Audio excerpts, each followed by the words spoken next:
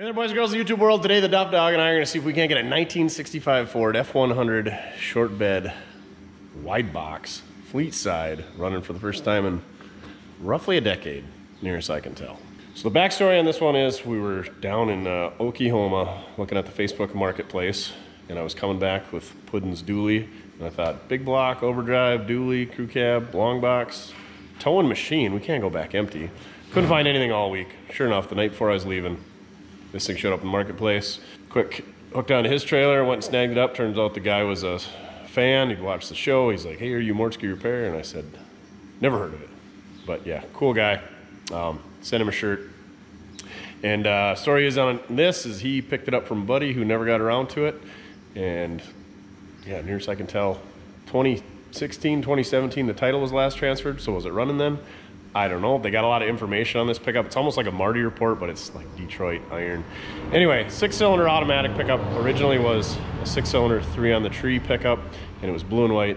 As you can tell now, it is red and white. Let's take a look at this thing. It's pretty good.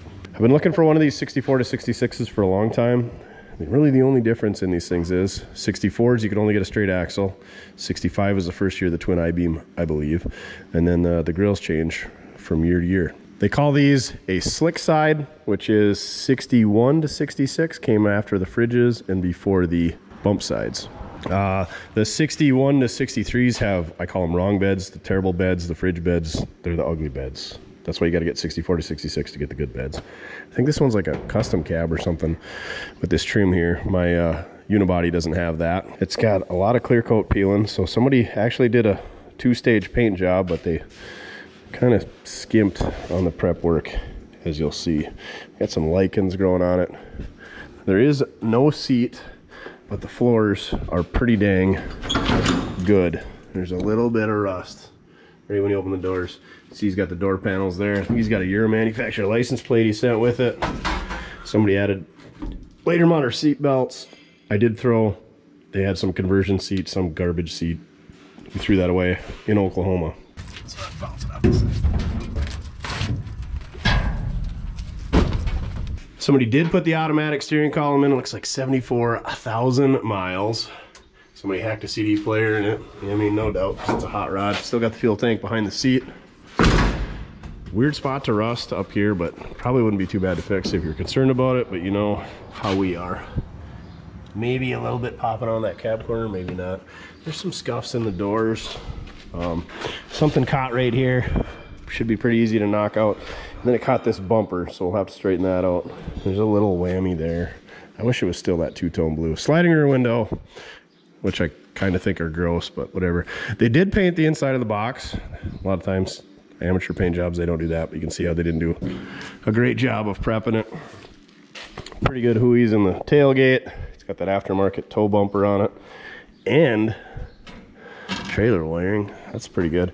I can't tell what year it was tagged last because everything's pretty much wiped out, so maybe somebody from Oklahoma will know who this Pocahontas looking arrow shooting guy is and what year, judging by the plates. That's a 02 to 11 plate. It's got had these terrible wheels on it, and he put 2 tires on it.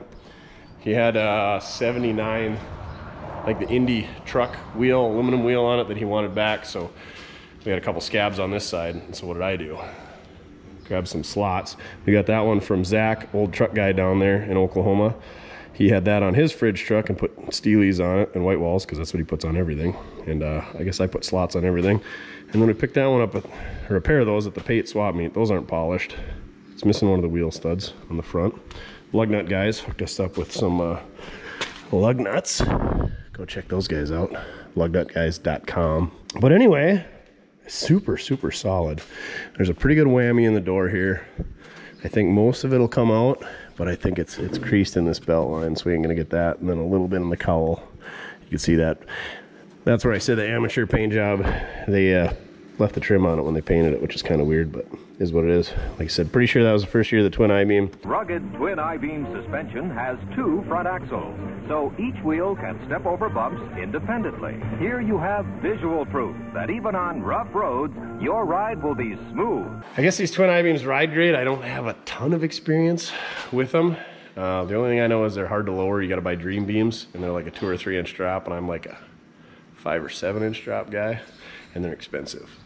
So it's kind of a bummer on this thing. But anyway, yeah, the mirrors are weird on these things. They like through this 3/8 inch steel coming through the door, and it mounts on there. So pretty robust, but kind of ugly. All right, good pressure washing material. Like I said, this side's really good other than that hooey in the door, and I guess it got into the door handle as well. This side, a little bit of rust up here, but nothing back there. I think she'd clean up pretty dang good. We interrupt your regularly scheduled shenanigans to bring you this Merch by Mortske Minute. That's right, I was down there at the old Puddins in Oklahoma, and he had a bunch of these flyers left. He wasn't gonna do nothing with them, so send them back with us. You know the deal, same as last time. We ran out of these things. You buy a banner, we throw one of these in, and we put our Herbie Hancock on it. This one's going to the old Italian Stallion. She wanted a signed banner, and I said, hey, I just happened to get a batch in.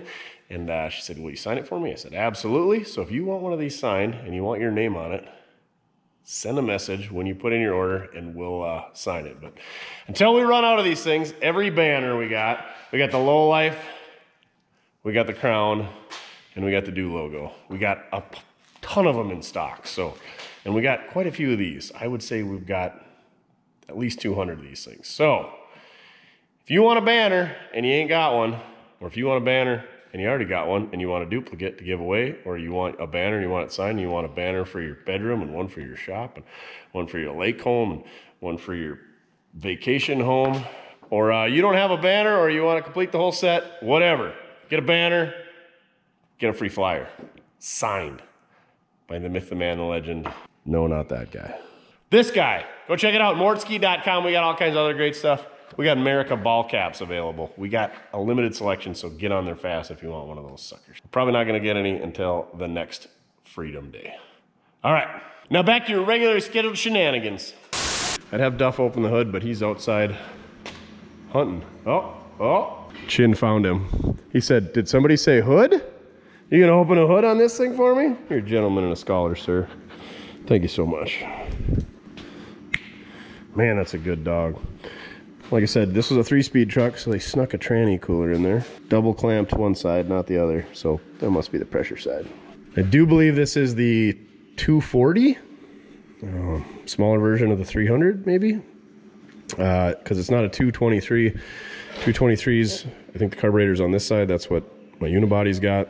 Fram oil filter. It's got the awesome Ford fuel filter setup. I do really like those. Look at that. It is an automatic transmission radiator. They just got the additional cooler in there for all the towing capabilities of the Hot Rod 240. And then the 200s, like I have in my 66 Bronco, have the intake manifold integral to the head. So pretty sure it's a 240. Battery tray ain't rotted out. If we could find a ground cable, I'm guessing the alternator's not going to charge without that. But let's grab a battery. It's got the little flexi fan with a spacer on it. Oh, and it's just beat to crap too. Let's throw a battery in it after we check the oil first. Where's the dipstick, Jimmy? Mother trucker. Found it. Oh man, it is fresh, but it is way over full.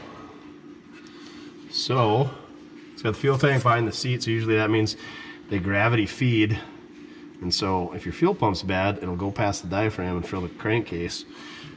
And I feel like it smells kind of gassy. Very, very gassy. So, or they could have flooded it when they were trying to start it. We might want to drain the oil on this thing first, but before we get crazy, let's see if it turns over. And also, let's unhook this so we don't pull any bad gas into the carburetor, if there is any in there. Looks like the Hepburn Hick is our battery sponsor this week. You too can be a battery sponsor at Mortske.com. Real positive. Where is, even below the inner fender and the frame rail. Look at that. Ooh, that's a nice new one. Bit long. Not Not a problem I usually have. All right. What if we got keys? When I was hooking up that battery cable, I noticed this. Oh, we don't have a dipstick that seals up on our transmission, so we sealed it up with a plastic hardware bag. Yeah, okay, that's interesting. Also, looks like it's a later 240 because it's got this big emissions tube that's decommissioned. Is the carburetor loose? Oh yeah, she wants to go. Even brought some dirt daubers back. Taste of home for those kooks down there. Old Puddin', good guy, real weird. Pretty sure he eats this stuff for breakfast. All right, let's hit the ignition switch, see what happens after we check to make sure it's in park. Is it in gear? I don't think so. Just kidding, it's in gear. Good call. And not so good call. Geez, I even painted the inside, I just noticed that. You can tell by the blue paint. So, I think these are the wires for the ignition switch. Do a little playing around with those and see if we can find power there and which one turns it over, and you know, same old. Really, these things are pretty simple. You basically got ignition and your starter wire. It's a Ford. Let's just jump the solenoid. Not used to working on these things. Loser switch. Where are you? Oh, Fords, you made it so easy. One of them's S and one of them's I. I can never remember. So 50-50-90 rule. We'll use this one. It's gonna be wrong. Got her right. See how she sounds. Pretty good. Little high temp RTV silicone, so you know Oklahoma's top-notch mechanic's been working on this thing. As you saw earlier, that engine oil is way over full. Let's lift this thing up in the air and let's drain that, because I feel like this is a good engine and we don't want to wipe out the bearings by running much fuel through it and wiping them out, because I've been there, and that's a good way to ruin a slant six. Only guy to ruin 2 slant six in the entire world. This guy. And one of them was because of bad fuel. If I was real ambitious, I'd collect a sample of this and I'd see if it's flammable. But I'm not. Get ready for the money shot.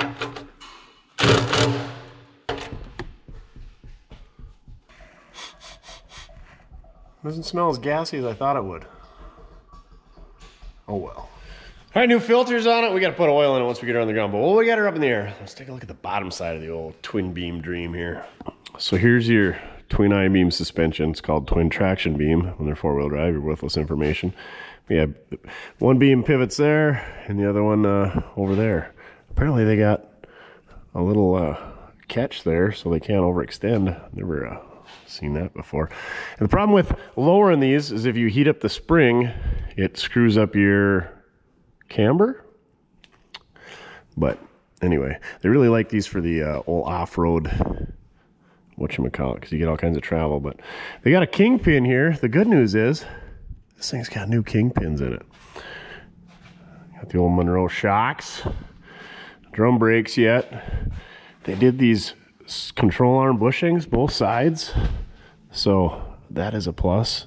I feel like there should be a cotter key in there and that bolt should be longer, but whatever.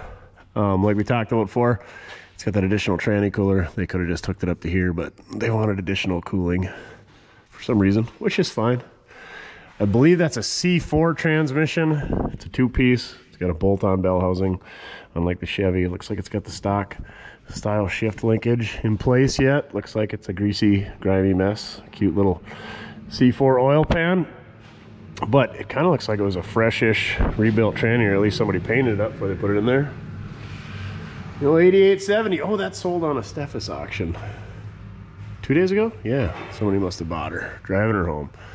Anyway, single exhaust. I would imagine they had to find a drive shaft and they went from the 3-speed. No tailpipe, which is not ideal. These things come with a 9-inch, so pretty much bulletproof drivetrain. Ooh, it's got the tag on the rear end. We better see what ratio we got. 355s, come on. Probably 300s, sure enough. There's the 3-0. Definitely not a limited slip. Nope. One wheel peel, 300. 3-0. Isn't that the one we need? No, it's right there. 370. And that says 302. Final answer. 370. Looks like somebody's got aftermarket shocks back here. That brake hose has seen a few birthdays. Trailer wiring is definitely hacked in the way they always are, but I can't see where it is, so maybe it's not too bad. Out of sight, out of mind. We'll worry about that when we get it running and need lights. Yeah, pinion seal doesn't seem to be leaking. Axle seals don't seem to be leaking. We should probably check this diff so we don't smoke this 9-inch. But yeah, I think we're wrapped up under here for now. Oh, we can look at the floors. Like I said, they're a little rusty. Ooh, little kitty hair fiberglass. And the inner rocker. That's always nice. I mean, there's a little bit of rust there and there. Oh, definitely bondoed the floorboards. Good call there. I think these trucks and then also the bump sides are notorious for rotting out on these cab mounts. This has got some rust, but it's not terrible on this truck. Why did they bondo the floors? Ugh, kids these days. Whew, a little more fiberglass in the passenger side. If it'll fix your boat, it'll fix your pickup. Oh, we're missing a cab support there. And then some rust in the cab. Back of the cab. Yeah, this cab supports. She's MIA as well. We don't need those. Now where we're going, we got cab supports back here. Now we can set her on the ground, throw some oil in it. Nothing but the finest Harvest King conventional 5W30 to go with our brand new Baldwin B2 filter. This thing is gonna love its new life here. Oklahoma, they probably change their oil as often as they brush their tooth.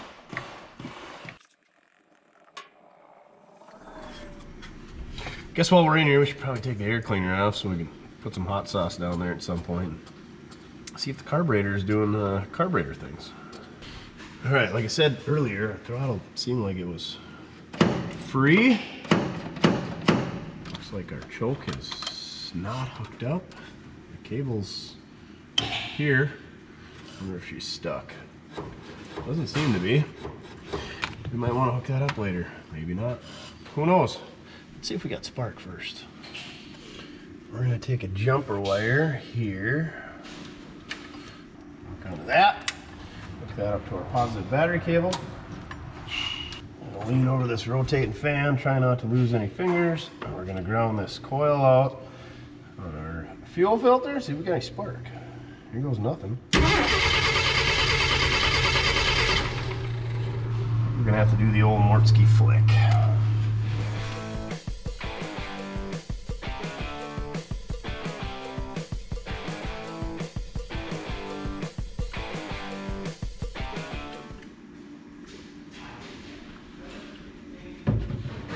All right, here we go.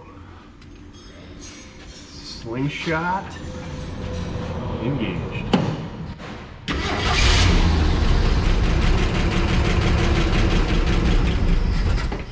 Too easy.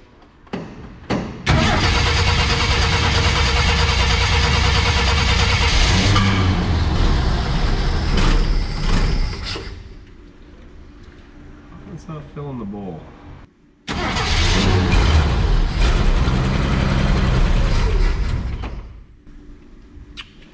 We might want to look at it to cleaning up that carb, but she runs pretty good. No strange noises, no knocks, no leaks. Yeah, this thing's gonna be real good. Let's mess around with that ignition switch next so that we can start it from in the cab, and then we'll worry about the fuel system and brakes and everything after that. We'll unhook our coil wire first. Gonna give you a little electrical troubleshooting 101. When you got no schematic, you don't know what you're doing, you grab your power probe. This is a super handy tool right here. It's basically like a test light, but it also tests for power and ground. And you can send power and send ground. Not a paid promotion. These things are awesome. So I took our coil wire here and I hooked power up to that, and I found out where I had power in the cab. I found out where I had battery power in the cab, and now I'm trying to find starter power, and I don't have it in the cab. But there's this bulkhead connector at the firewall in the red with a blue stripe. I got power there. There's our battery power. One of these got ground. See how it sounds different? Ground, power. These things are sweet. Plus, you get green light versus red light. Red light means 12 volt. Green light means ground. So we're gonna hook that back up, and we're gonna check inside and see if we can find a break in the red with a blue stripe wire. And then we should be able to hot wire this hot rod. And maybe it was in the bulkhead that it was not making a good connection. Possibly. There's your quick troubleshooting via the Mordsky power probe process. And then here, these yellow wires are battery power. And what color was the, oh, this pink one here. You can tell by the coating that it's got built-in resistor. That's for our coil wire. It doesn't have power right now because we don't have power hooked up out there. Actually has a ground because it's hooked up. We still don't have power at this red with a blue stripe up here. So it's either this crappy red butt connector, or I bet this thing's got a neutral safety switch somewhere up there. Oh, there it is right there. So I'm gonna start testing up there, try to eliminate that before we rip into this butt splice. Electrical troubleshooting. It's no fun, but if you know what you're doing, it makes it a whole lot easier, so you can spend more time doing the fun things, like driving them. Boy, do I love laying under dashes. It's even better when you don't have a seat in there and no carpet. I mean, you got more real estate, but it's not very comfortable. Let me show you what I found. So, first thing I noticed, here's the neutral safety switch. There's no lever telling it to do neutral safety things. And the wires are not hooked to anything. And somebody has about a half a thread threaded on the brake pedal rod, so we should probably address that while we're doing brakes. So we know it's not the neutral safety switch. So, I was telling you about this butt connector. Right above the butt connector, of course, there's a bullet connector. And if you check that bullet connector, remember that beep? That means we got power. But I wasn't getting power between there and the key switch. So, the other neat thing about this power probe is you got this little ground strap. So you hook that little ground strap up to that bullet connector, and then if I stick it in the end of this connector here, we should have ground. Remember that sound? Ground. Got our stuff in the switch, no ground. So, somewhere between there and there, we don't have continuity. What would your guess be?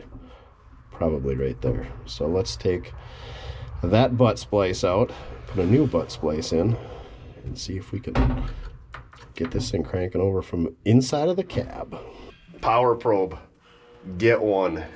I know they're 250, 300 bucks, something like that now, but, and they make different models. Mine's the Power Probe 3, I believe.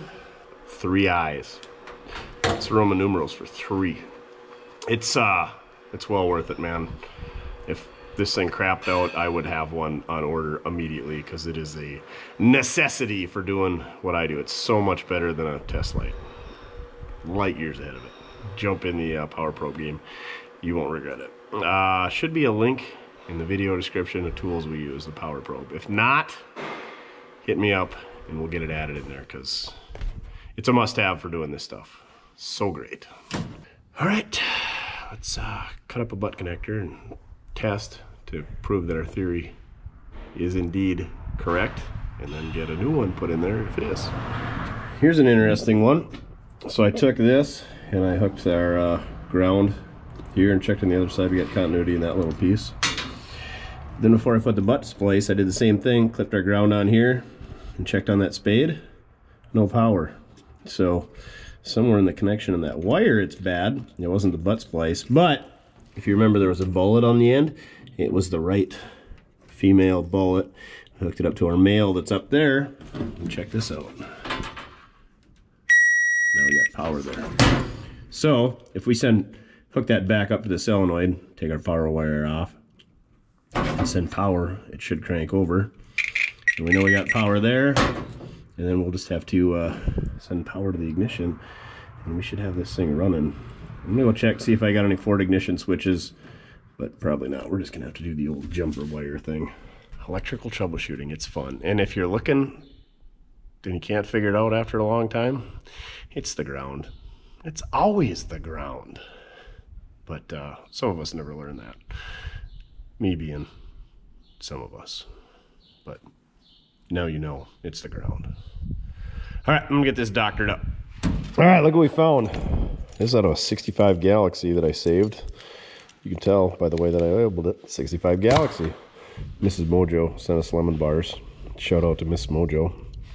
And then I got an ignition switch out of something else, but they all kind of use the same Ford style coupler. Also, if you haven't seen, we got Sunny Hill Auto decals available at Mortske.com. We got red, white, and screwed reversible magnetic screwdrivers.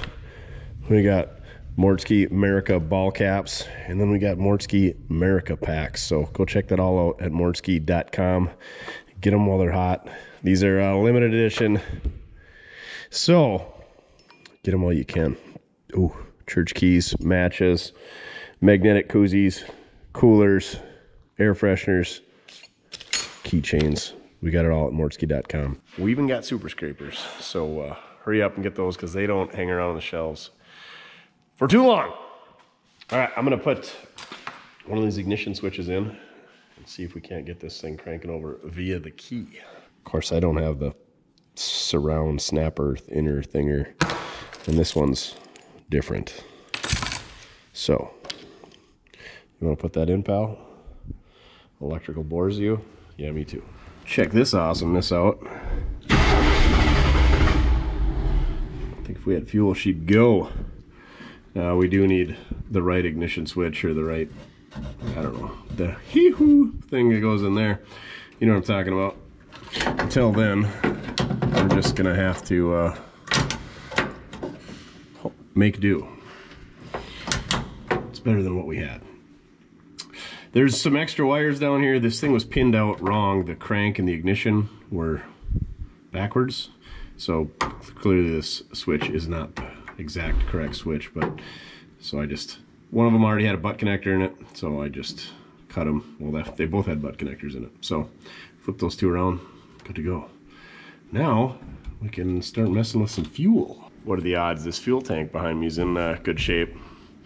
Pretty good, I feel like.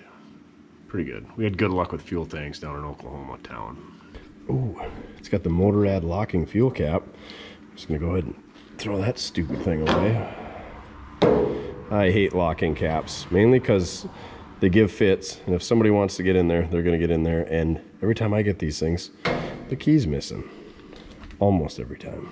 Okay, scratch that on the fuel tank. That thing is hot garbage.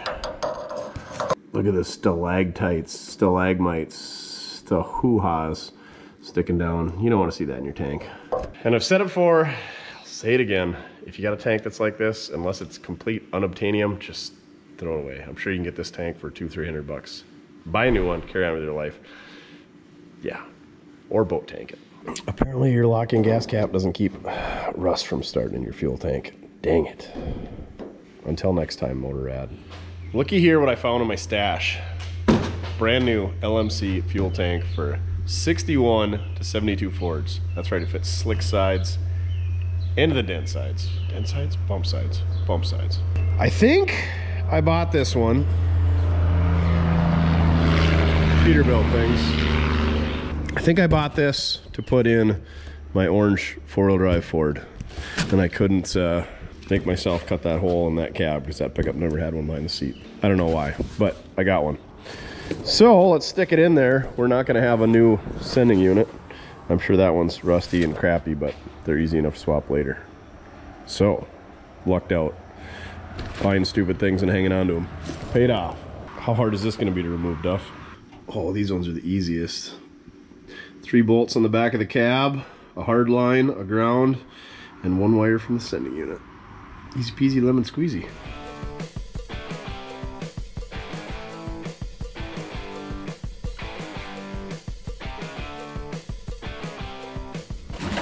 get some new, oh, are you kidding me?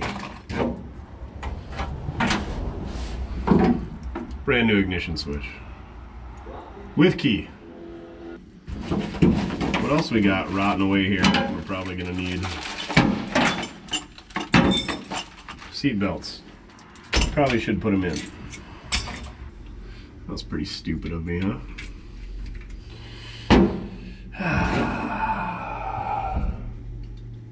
Oh well, just lost a little bit of time and I might have to unbutt connect and re-butt connect those wires, so could be a lot worse. At least now we got the right ignition switch, or maybe that's why it's not in here, because it's not the right one. All right, let's get a tank out of here. Is there hardware on the bottom? Seems like a good spot to put hardware, but there's not.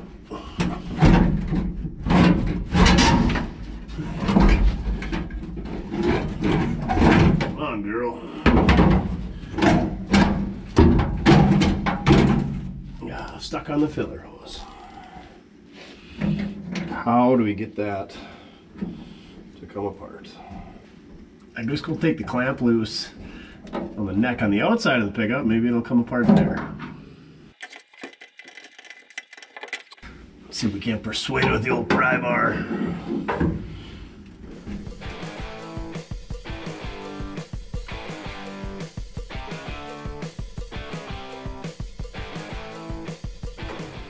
Now, there we go. Just had to loosen her up with a couple of drinks. Not Cosby drinks either. Now would be the time to pressure wash out some of this Oklahoma red dirt, rust, everything else out of here, but ain't nobody got time for that. Ain't nobody got time for that. Let's stab the new one in and carry on with our lives. If you buy this pickup, take the tank out and pressure wash back there. You won't regret it. Or maybe you will. I don't know. Come on, LNC, let's hope it fits.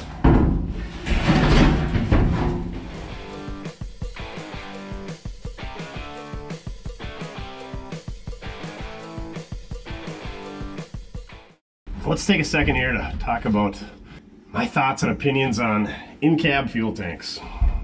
I don't mind them. I don't hate them.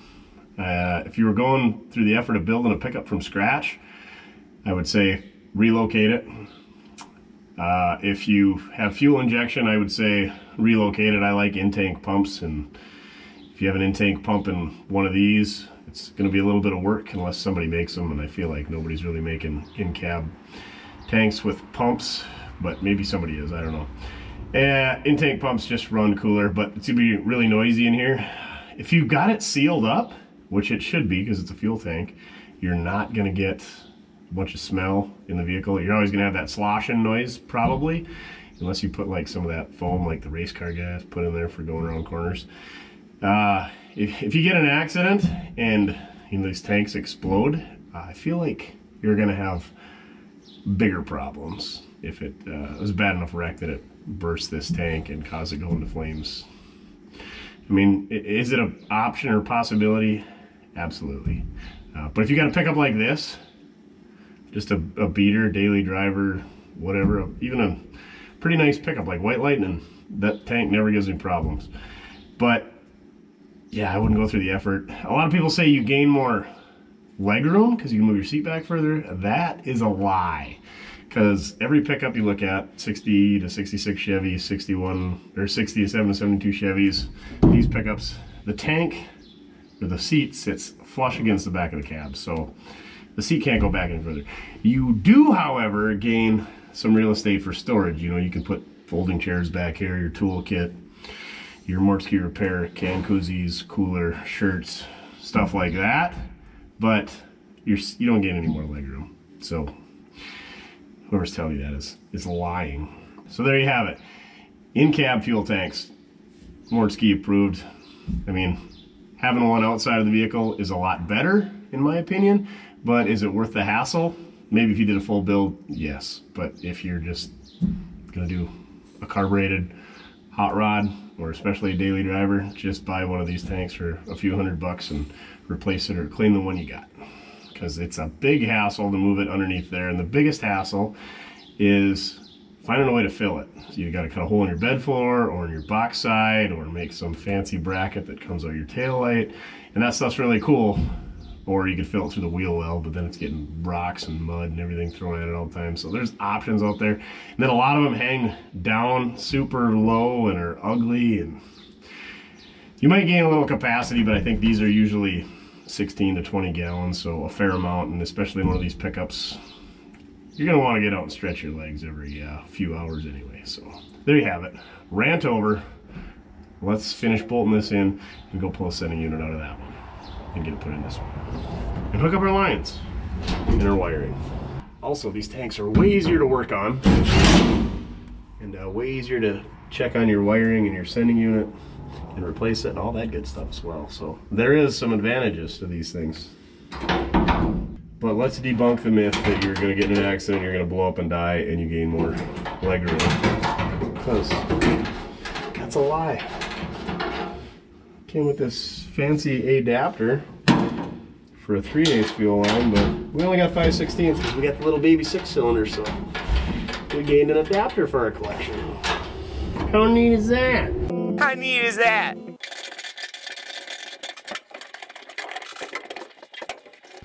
Would definitely recommend replacing this rubber hose in between the fuel tank and the filler neck. New tank is in, and before we put 6 gallons of corn infused petroleum, let's put a couple chunks of rubber on there. I think it's 5/16 hose, but either way, we got to hook the fuel pump back up. Hopefully that works. Probably it'll be dried up. Oh yeah, dang it. This thing we were thinking had a bad diaphragm. We should test that somehow. Anyway, let's put some new hose on it and take that fuel pump off and see if we can determine if it's got a bad diaphragm. I don't think I got one on the shelf. So the first section of old decrepitated hose we got here is right below the fuel tank, going to the hard line that runs up the frame rail. I'll take this prehistoric beast out of here and replace it with a new chunk. And maybe we'll even put some compressed air in there and blow the crappy crap McCrapperton out of there. How about that? How about that? I don't know that I've ever talked about this. Probably not. Here's your tech tip. You got a hose like this, you know you're throwing it away.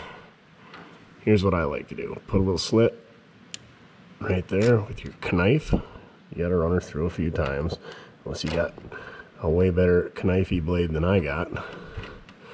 And then just peel it right off there. It beats the whole side cutter, tug, pull, twist, bend motion that ruins the lines. See, there you go, easy peasy.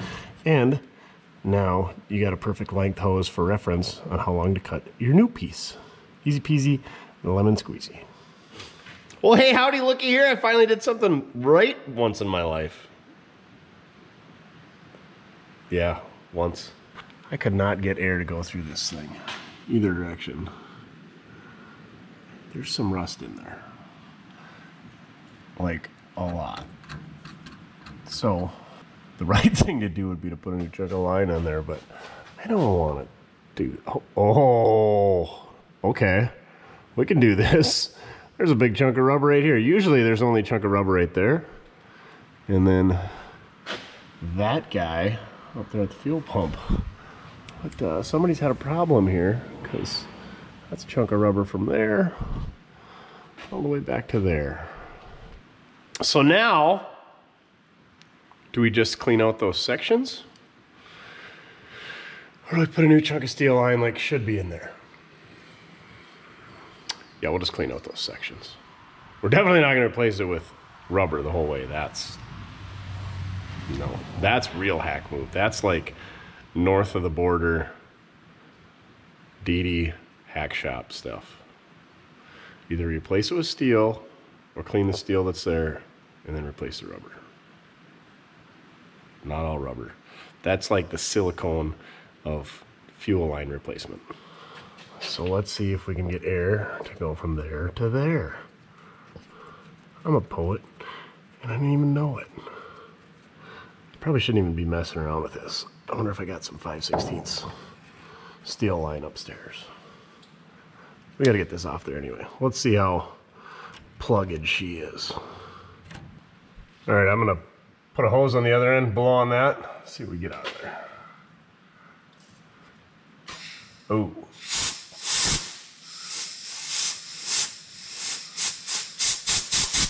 We ain't getting hardly anything. We got a little blast there. But she's pretty restricted. So let's take the restrictor plate off the old Red Dragon and put some new stuff on there. Took the restrictor plate off, give the Red Dragon a little more juice. So, looks like we just gotta pull that 5/16 bolt out. I was kind of hoping this front line was just wedged in place behind the steering box, but there's a clamp going through the cross member. And when I was looking at the nut on the bottom side of the cross member, check this out. Frickin' dirt dauber art. 2.5 racetracks with speed holes drilled in them. How neat is that? That's pretty neat. Who's a good boy? Duff got all the lines ran on the bottom side. We use this copper coated stuff. I have used copper line before, but I like this copper coated stuff. Other than it's hideous, I don't like the copper lip. Duff said you should probably blow off that line that goes up to the tank you hooked up. Like, why would that ever be stuck, huh? She plugged tighter than a nun's personality. Is that the word I'm looking for? Anyway, so we're gonna make this out of copper coated steel line as well. I'm probably gonna have to order a new roll of the copper line, eh, Duff? That's okay. And we're gonna have to flare this one or put a splice in. Speaking of splices, I put this one in the way that it should be. It was a pain sneaking it behind the steering box. The steering box, pretty easy to take off on this, other than you got to disconnect from the steering column. So I said, we ain't got time for that. So the only splice is going to be rubber at the fuel pump, which you got to have because the engine vibrates not in unison with the frame, which the line's attached to. And then we're going to have a rubber chunk between this line we're going to make coming from the tank and that line going up the frame. So just like from the factory. Would you look at that install? Look at that. Look at that. Woo! Woo! If I didn't know I did it myself, I'd say even a moderate wannabe professional had done it. Should have been a plumber. We're gonna run her up in the air, put a little bend at the bottom, and then connect that to the existing stuff on the frame. We'll show you that stuff. And then we gotta pull that fuel pump off and do a test on it to see if it is in fact allowing fuel to go past the diaphragm and into the engine's lubrication cavity, which is not what you want. Look at this install. We cut the amount of hose required in half. You know, if I was good like Mojo, I could probably solder those two together, but I'm not. Got our existing clamp there, sneaker behind the steering box there. That was a real stinker. And we got our existing clamp up there. So now all we gotta do is run a chunk of hose from the end of that line up to the fuel pump. But let's take a look at that fuel pump first. Got this Ford fuel pump off, and I'm pretty sure I already know she's bad. There was a bunch of fluids running out of this thing, and should have ran out. Oh, there we go. There we go. So, yeah, maybe that's all oil, but I'm guessing the way the rest of the fuel system looked, this thing's probably not good either. I do like these canister style fuel filters. Stop dripping oil all over my shop floor. Let's spin that filter off, see what she looks like. There's probably a wrench for this. Oh, that is not coming off by hand. What do we got? Let's see if we can't ruin it with this little filter wrench. Come on now. Ah, there we go. I'm sure this will look just like the lines in the tank and everything else. On the bottom of the filter housing ain't bad. But look at inside the pump. Yeah. We're not even gonna try using this thing. She's no good. We are gonna steal that barb fitting off it because our new pump, if we should find one, is gonna need that. Oh, for cheese and rice. She's a tight one. Yowza! I'm gonna double down on the leverage here. Don't make me get the 1/2 inch impact.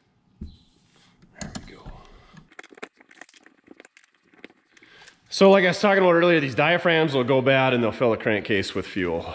So the problem is the fuel tank can have a level up to here and the fuel pump sits here, so it gravity feeds into this guy, which is great because it primes the pump, and then the pump creates the pressure to push it into the carburetor. But if you have a bad diaphragm, it leaks past the diaphragm, which is right behind there, and then it goes into the crankcase, which is right there.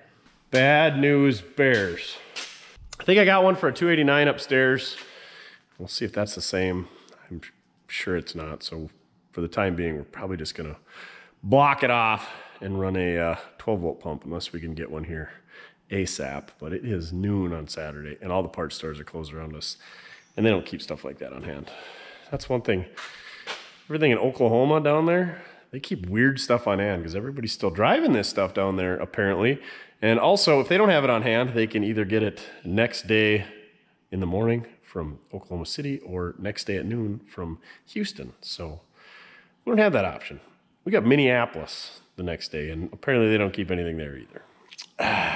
Well, we struck out on the fuel pump. Had a fuel tank, no fuel pump. So here's our original pump. The body looks pretty close in the ports in the filter pump, but it gets a little ugly at this arm. This has just got that little short guy. These things got the big long guys. This is for a Y block, like a 65 Ford pickup with a Y block. If we had a Y block in this thing, we'd be golden. And this is off my 63.5 Galaxy, so that's off a 289.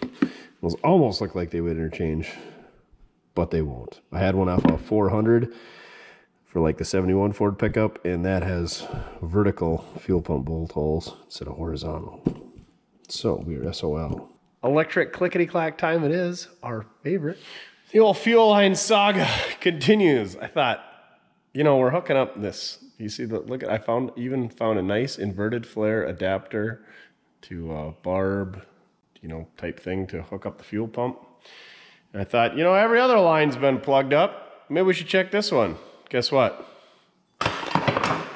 Plugged up. So we're going to bend up a new one, but we're going to wait until we get a mechanical fuel pump in place. We got our electric clickety-clack. We got a mount ground combination with the old locking pliers. We got a wire run over here from the battery, and then we got some rubber line. I tapped out the filter, and it was not good, but it was better than the rest of the system. So I think when we get a fuel pump coming, we're going to get a carb kit coming, because no doubt, with all the crap that was in the lines and in the filter, there's some in the carb. But I think we're done fiddling with fuel stuff, finally. So now, let's dump some fuel in there and see if this thing will start with the key. Look at this fancy fuel cap I rounded up. She's the pressure vacuum cap. Probably means it's not vented, so probably means this thing's going to run for a while, and then the fuel pump won't be able to pick it up out of the tank because this is sealed up. That's a future Morski problem.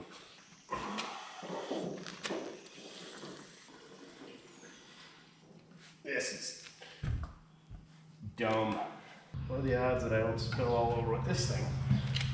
Probably about as good as they were before. Oh yeah, even better. Boy, it really burns my eyeballs. But we're getting something done at least. Hopefully that tank don't leak. And that's why it was on the shelf. Woo! I'm gonna need a new pair of socks. It's okay. That'll get rid of the old athlete's foot. Probably gonna have to wait to light up my filterless camo after dumping this too. Did anybody check to make sure we hooked up the neck inside the cab? If not, we're gonna have a nice puddle in there. It'll match the one out here anyway. Usually when you're dumping gasoline like this in your vehicle that doesn't have any gasoline, save a little bit at the bottom of your can to go prime your carburetor. Your starter will thank you. Of course we didn't do that. But we got an electric pump and we got a bottle of hot sauce. Speaking of hot sauce, for some reason my feet are burning. I don't know how I've made it this long without spilling gasoline on my feet. Won't be doing that again. Just kidding. I definitely will. All right, fuel system seems moderately complete. Let's hook up our battery cables and see if this thing will light off on its own for us. Got a pretty good feeling that carburetor is going to need to come apart.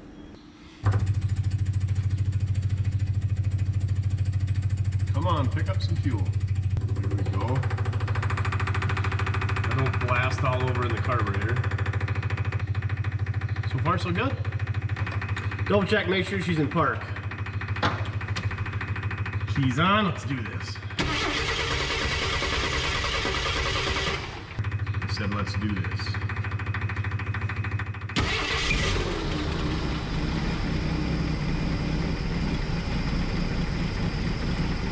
Man, you gotta love a 6-cylinder, they're so smooth.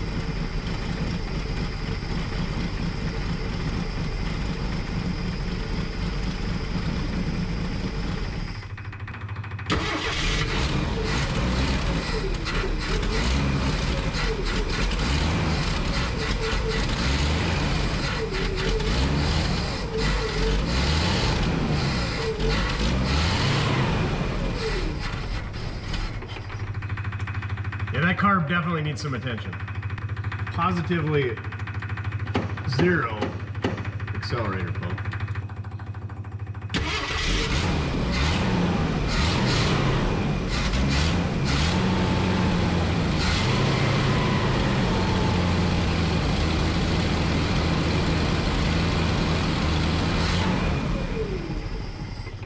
Well, we may not have a new fuel pump on hand in the old Mortsky warehouse of parts, but we got a 901 high-grade carburetor repair kit for a 66 Ford F100. Which one was that? I think that was a green one that a gentleman and his wife had bought brand new. Anyway, we did a video on it, and apparently I bought 2, or I never got it on there. But anyway, that was a really, really pretty good pickup. I wish this one was untouched like that one. Anyway, I got the ultrasonic cleaner warming up, so by noon tomorrow that thing should be warmed up and ready to go. So let's rip this thing off, rip it apart, see what we can find inside, how bad it is, and then we'll throw that thing in the ultrasonic cleaner and let her do her thing. And we'll find something else to do while that thing is baking. Maybe we'll go move some gravel so we can move a building, or we'll work on brakes, or we'll round up a seat, or clean out the cab. Crack a sandwich. Yep, might do that.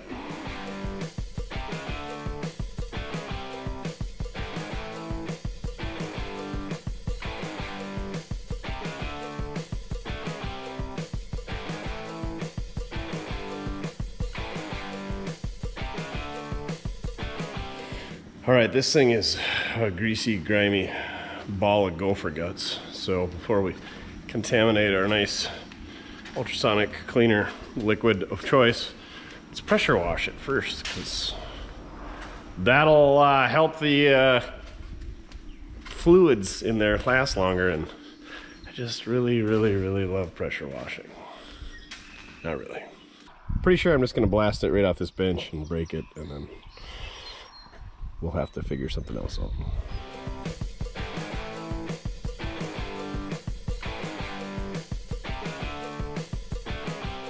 Now that I'm thoroughly stoked we can start this job, it's got the little tag on it, C5TZ. C5 is 65, so it's the original carburetor, but the screw is really loose on it, like somebody took that tag off or something. Also, this thing is Q101 certified via the Ford. According to that little tag there, does that mean it's been remanned? Anyway, she's still pretty dirty. We didn't turn the heat on. Next time. Keep up the good work, Karcher. And don't pressure wash your friends that are wearing bibs. And so far we've been penguin free.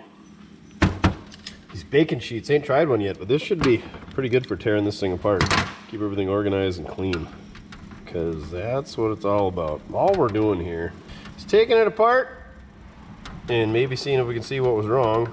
Usually dirt or dried up accelerator pump. Something maybe missing or busted, or who knows, but pretty much all we're doing is taking it apart, cleaning it up, and replacing any gaskets or accelerator pumps. Anything that might be dried up. That one seems like it's stripped out. So that's no bueno.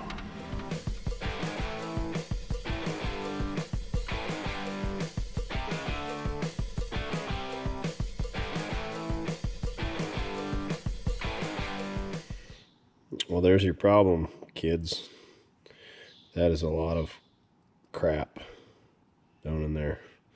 So, we got to get that out of there, or we're going to have continued issues. I don't even know what that is.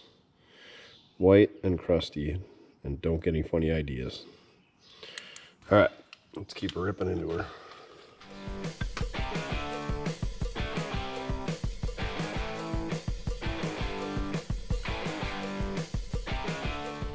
And I don't believe there should be a wood screw holding the base onto this carburetor. Somebody's obviously been here before. Oh, this one's got a jam nut on it. What a deal.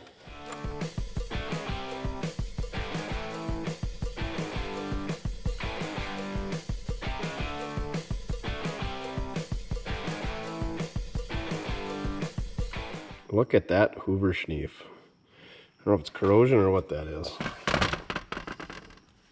It's not good, and it's not supposed to be there. Try to get everything we can out so, again, we don't contaminate our environmentally friendly liquid that we got in our ultrasonic cleaner. I don't have much hope for this thing. I'm sure somebody has screwed something up before that we are not going to find, because like I said, wood screws, adding nuts, there's just a lot of bad going on here. Whole lot of Oklahoma. So I am going to try to find another one of these in our collection. But I think we got her all torn down. Maybe clean her up a little bit more, blow a few passageways out, and we'll throw her in the old pressure cooker. Look at how nice and surgically clean the old ultrasonic cleaner makes these things. They're pretty good. The worst part about them is how annoyingly loud they are. Anyway, see if we can't maybe find some oversized bolts to put in these, or do something. Because that's where they had the wood screw, and that one had a nut on it, and this one wasn't hardly threaded in. I don't know. I don't have much hope. Also, this is not a Ford carburetor. This is a Holley 1945. I did find a kit. Shout out to whoever sent me these. I've never even heard of a Sorensen kit, but anyway, they sent us a pile of them, and that's what this thing is. So, I'm definitely going to follow the instructions and hopefully put this thing back together. Okay, maybe this isn't even the right kit either, but we're going to give her a whirl. Does the gasket fit? Kind of, but not really. Well, let's compare it to our old one. Not quite the same, but I think we're gonna make it work.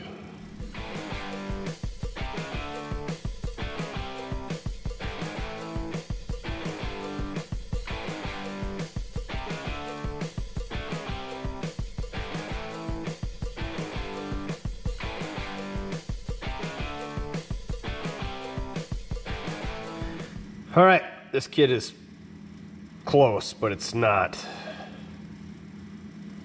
It doesn't have a cigar. Close but no cigar? Anyway, so where does that term come from? I need to look it up. It's not covering that hole, and it's blocking off this one there. I hate making gaskets, especially one like this. It's gonna take some time, but I think that's what we're gonna have to do.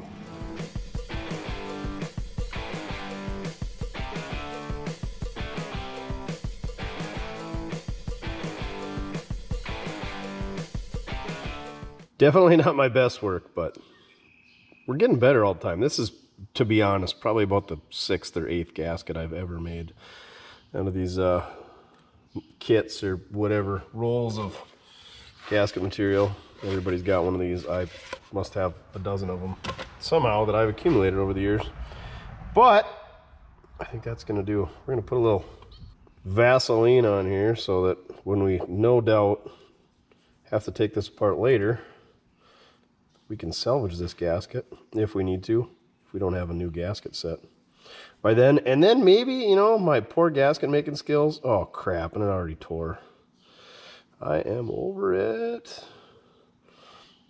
Maybe that Vaseline will seal it up better than what I just did, which wouldn't take much. You could probably put spray paint on there and it would do better than the job that I just did. All right, that looks like the top side, so spin this right round, baby. Right round.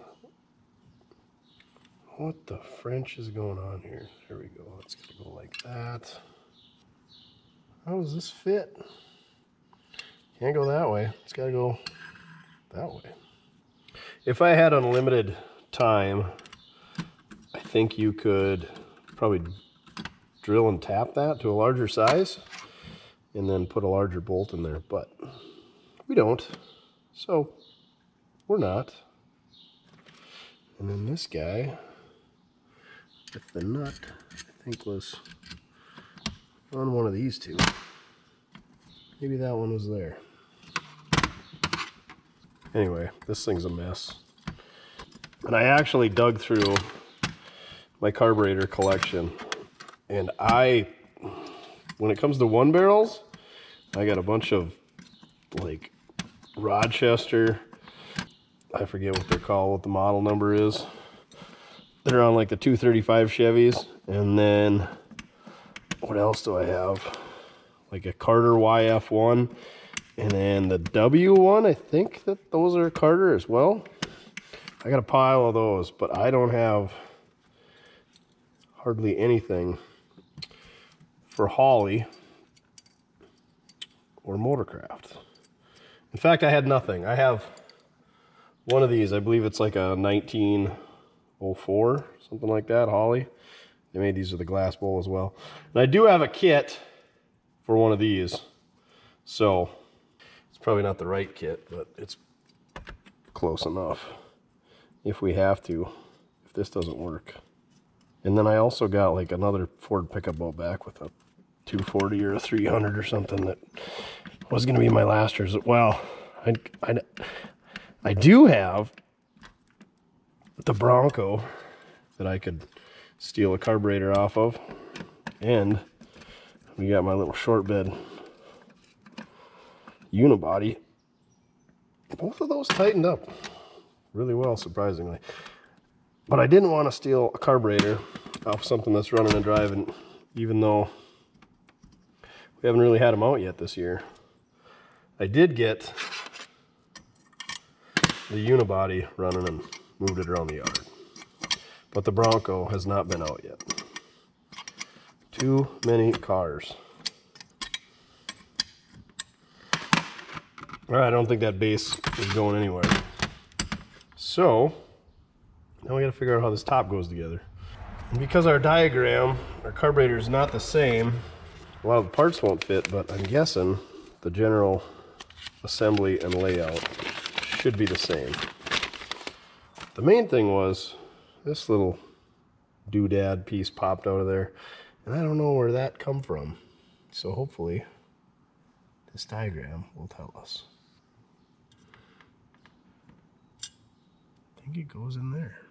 Oh yeah, that would make sense. That's for your accelerator pump. And there should be a check ball below it, which I never saw a ball fall out.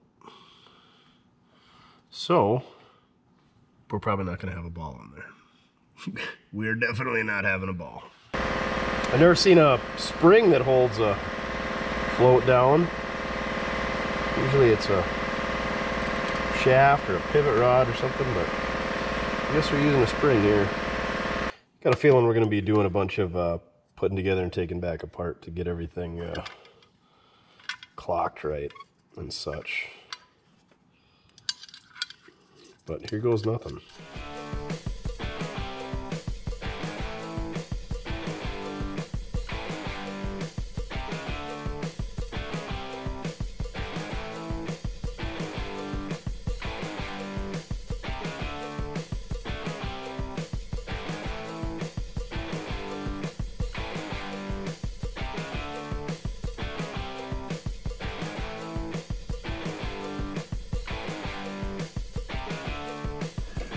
As you can see, we had to take her apart a few times and put her back together because I forgot things, but we don't have any extra parts. All that we used out of that kit was that ball, which is the check ball for the accelerator pump. And then, was that it? Yeah, that was probably about it. Reused the top gasket, made a new bottom gasket. Reused the needle and seat.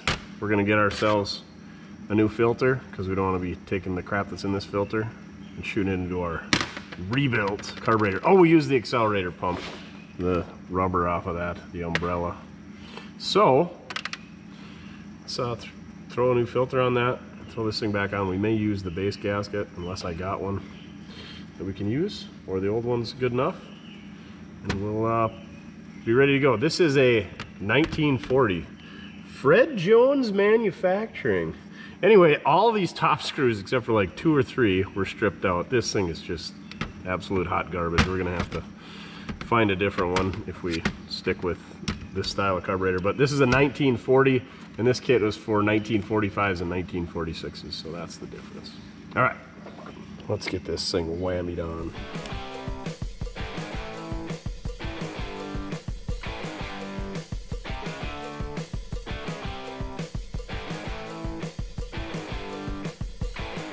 New fuel filter is in place, line is hooked up. Let's turn the key on, hit the loser switch.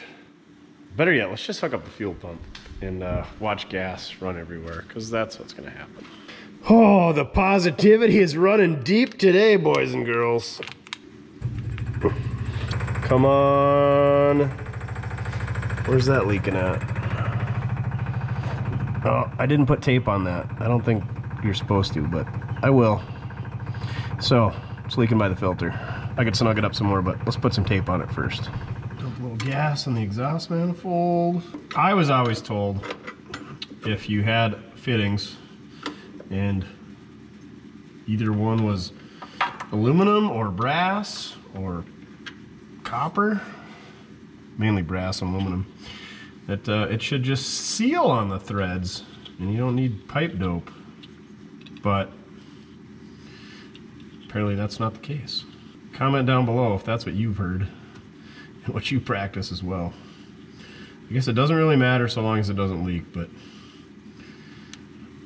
I don't like using sealant when it's not required. I love when you see it on like brake fittings. Sketchy. You wonder who worked on that before you. I know I've put these in before without putting tape on them. But I can't remember putting one in that had that brass adapter. I thought they all threaded right into the body of the carburetor. All right, now let's see where our leaks are at. Well, it's not spilling out the vent tube, so I think we did a pretty decent job. Give ourselves a pat on the back for that one. Let's turn the key on and light this thing off. Here we go. Slingshot engage. Just kidding. Test run. Hold on. Hold the show. One more thing I'll show you here. While I was staring at this, I was looking at the firewall. Look at that big gaping hole in the firewall. I don't know if an engine mount broke loose and this manifold kissed it. It's kind of what it looks like, or when somebody was doing some swapping, but somebody got pretty violent there. It actually punctured it down here. That's a new one. Guess they just wanted some clearance for the big 6-cylinder. All right, let's light this son of a gun off. Slingshot engage. Slingshot engaged.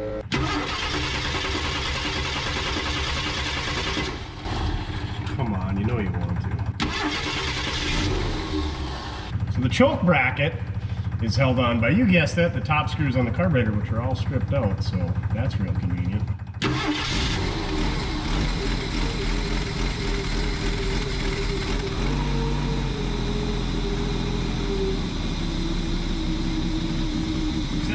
Choke to get her lit off.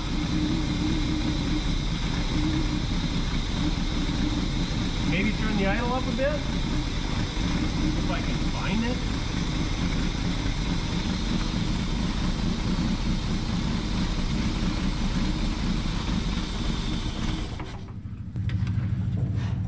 Alright, let's give her a whirl one more time.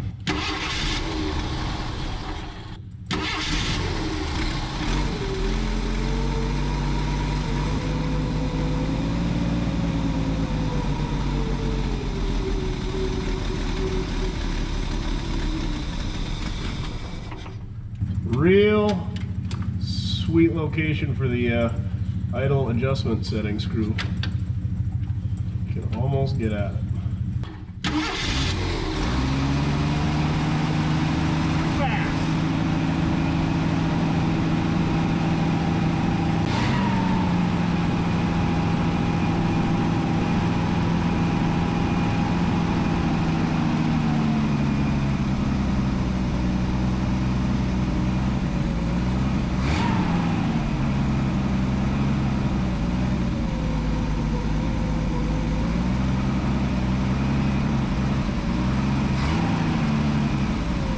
The engine's nice and smooth, but we definitely got an exhaust leak down here.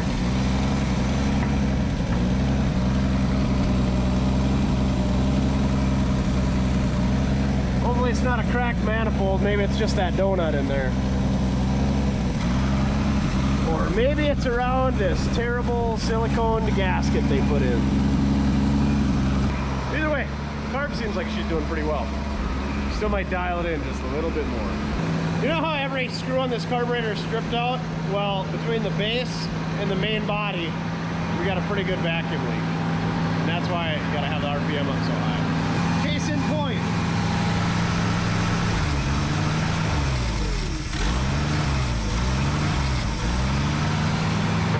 Yeah, it's really annoying when people who are mechanically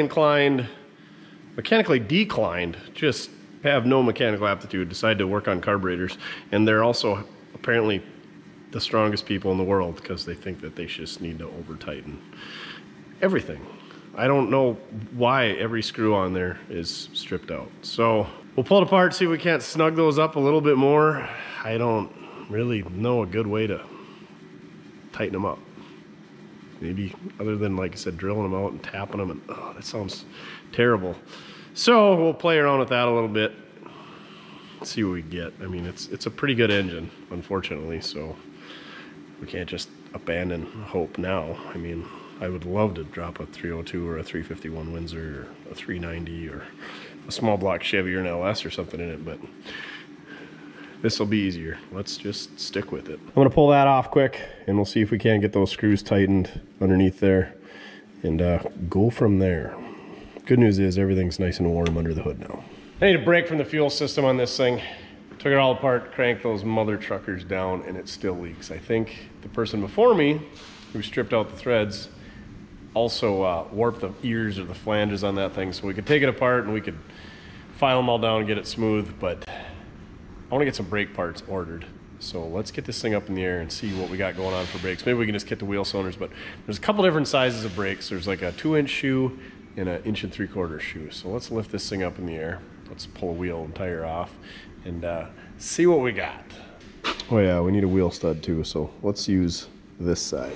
Got them opened up. Luckily these ones, the drum slides right off over the hub and they're in good shape. And that wheel stud is in there. I was kind of guessing it would be, so we'll have to figure out how to get that back in place a little bit better than like so. Maybe we'll put a spot weld on the back. I know people love when I do that so much, but maybe I got the right one. But maybe that hole's too big. And then we'll check the bearings, do wheel seal. This front shoe looks good. Back shoe is getting real thin. You can see somebody's been in here recently. These are 11x2s. Again, there's some new hardware in here, but we'll pull that apart, see what the wheel cylinder looks like. But I think if we're ordering shoes, we're just gonna order wheel cylinders. So I think that's what we're gonna do. Pop this hub off, put a spot weld on that, take a look at the bearings, and we'll get some new parts coming. Duff, did you go swimming? Stinky swamp water. Carburetor's off and apart for the 94th, 100th time. Watch this. So I took our butterfly shaft mechanism assembly out. Can you guys see that? She's warped. Really, this side I think would be pretty hard to warp, and we can't plane it off and flatten it out. I don't have the capabilities, but we got this 90 grit on the old DA pad stuck to my super flat table. You should probably, they say a piece of glass works, or get a granite countertop thing or mub opera. Anyway, you know what I'm talking about. Let's see how true we can get this, or if we can at all. I don't have much faith in this method, but it beats nothing. I want to go back and forth, left and right, round in circles, your favorite patterns, whatever. Oh my gosh. It is way better. It actually works.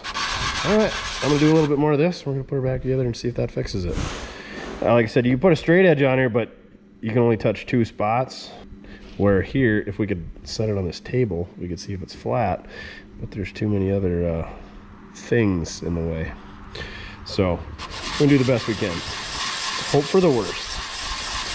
Pray for the best. Plan for the worst. Think we solved that vacuum leak? Okay, I guess not. Let's hook up our clickety-clack.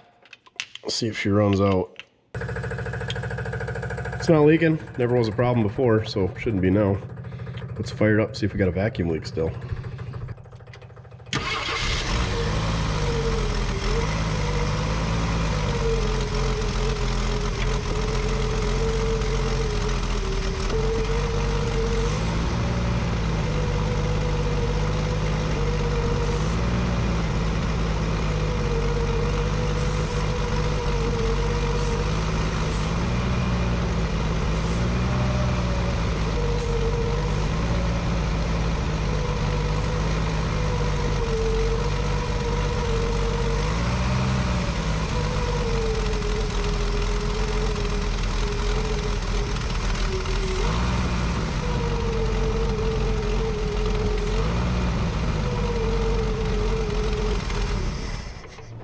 All right, you can see we still got a vacuum leak. That carburetor is just trash. Too many people have been in there and screwed it up. I'm sure I didn't help it out, but I got it cleaned up and I got it truer than it was, but there's a bunch of holes stripped out and we don't have the right gasket set.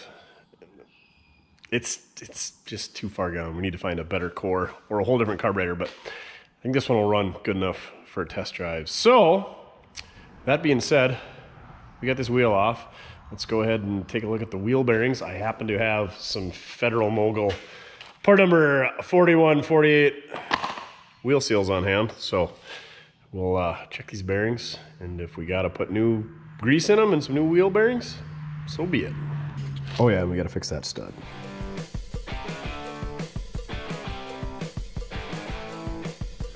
Well, would you look at that? The old wheel cylinders even made in America.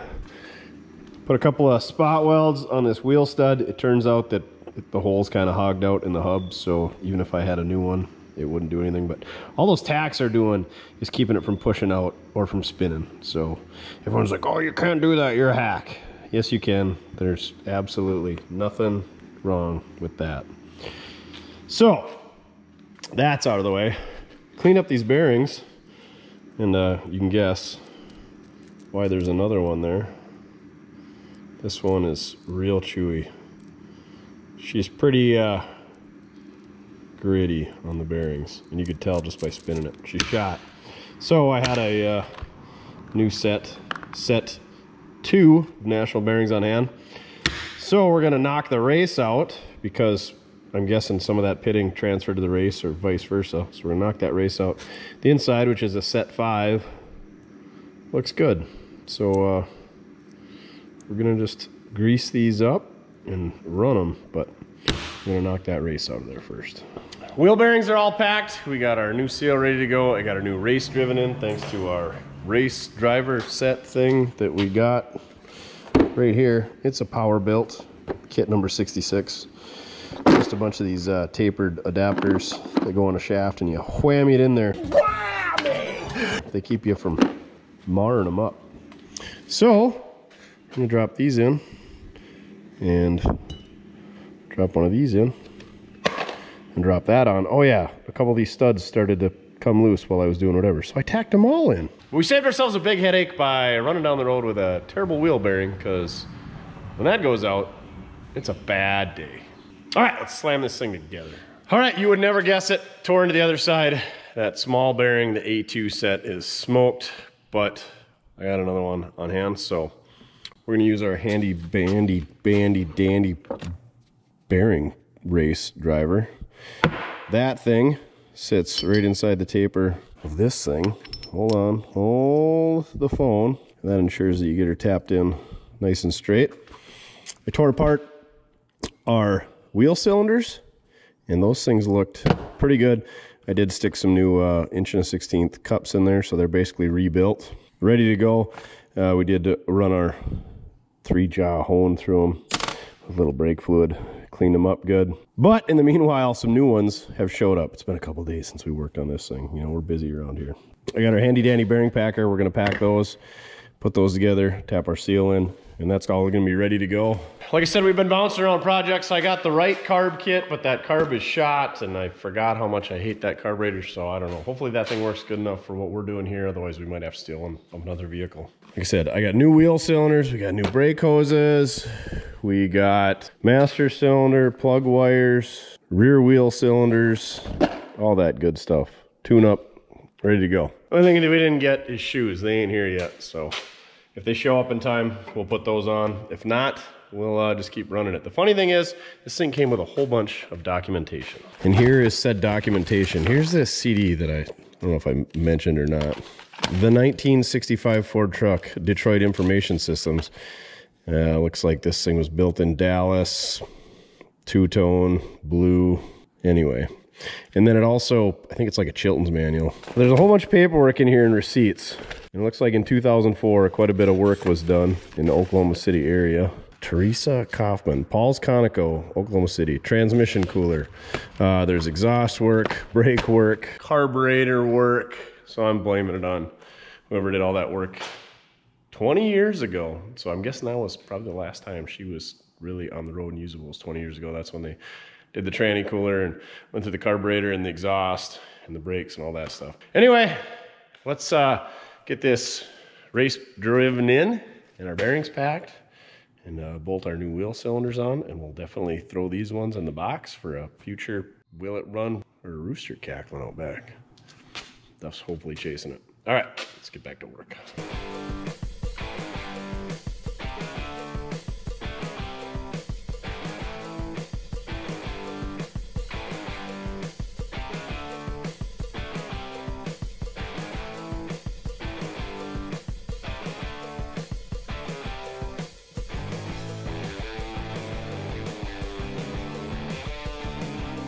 Breaking news, the Rock Auto wheel cylinder had the wrong bolt pattern. It was close, but not close enough. So we stuck the good old Mordsky rebuilt, made in America wheel cylinder back on here. And it's gonna be just fine, especially till we get some new shoes.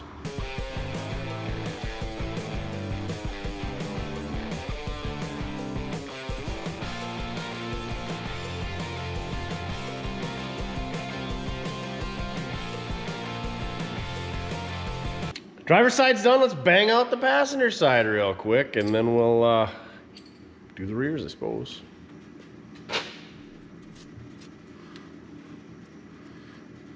Let's get real crazy, see if one out of the two fits.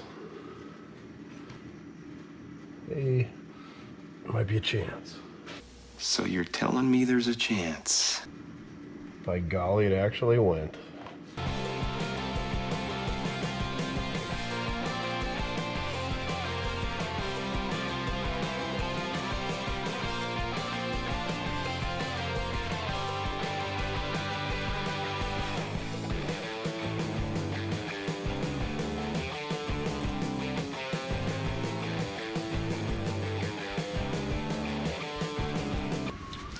See how these little rears look. I'm sure they'll be just like the fronts. Well, probably less worn down on the shoes though, hopefully.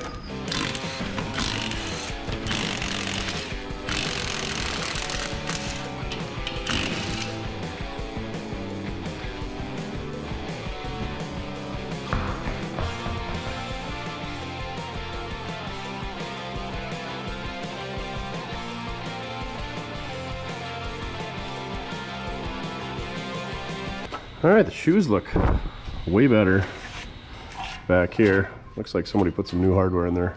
At one time, I'm guessing they did the wheel cylinders and everything at the same point, but the brake hose is super crusty. So we're gonna pull it apart and we're gonna lube up the adjuster down here, and we're gonna swap out that wheel cylinder for some new ones, and throw a new hose on it. We should be good to go.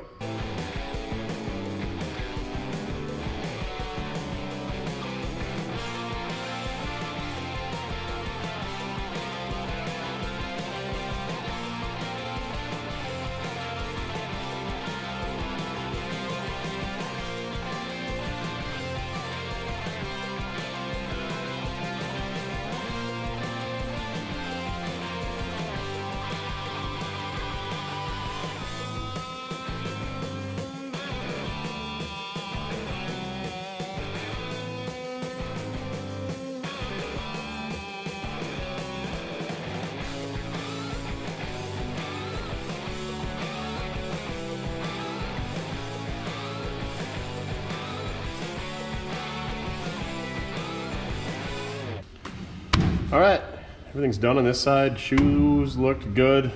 Like I said before, drum looks really good as well. So we just gotta put our hose in it, and then do the other side, and we'll be done with the rear.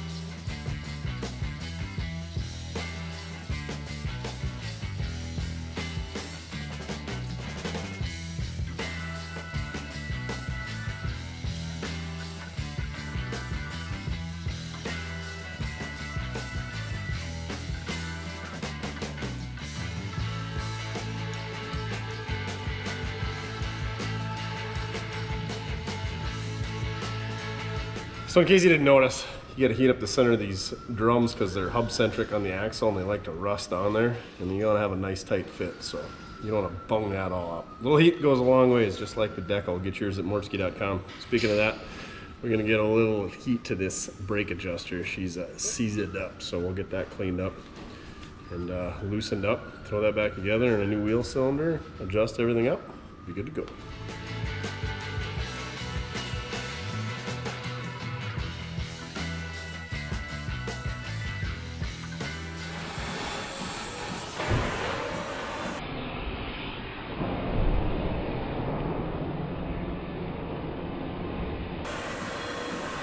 Oh, that must have been flammable. Toasty, toasty. Toasty.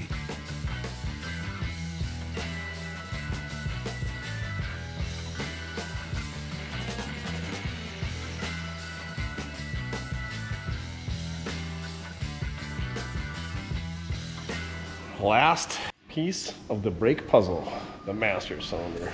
The old single reservoir fruit jar. Somebody's got some, I don't know. It's not a double flare. Great. What's it gonna be? Ooh, I bet it's the one with the brass sleeve on the end. For sure. Oh yeah. Just like an oil line. I don't know, is that acceptable? Probably. I've never seen it done that way.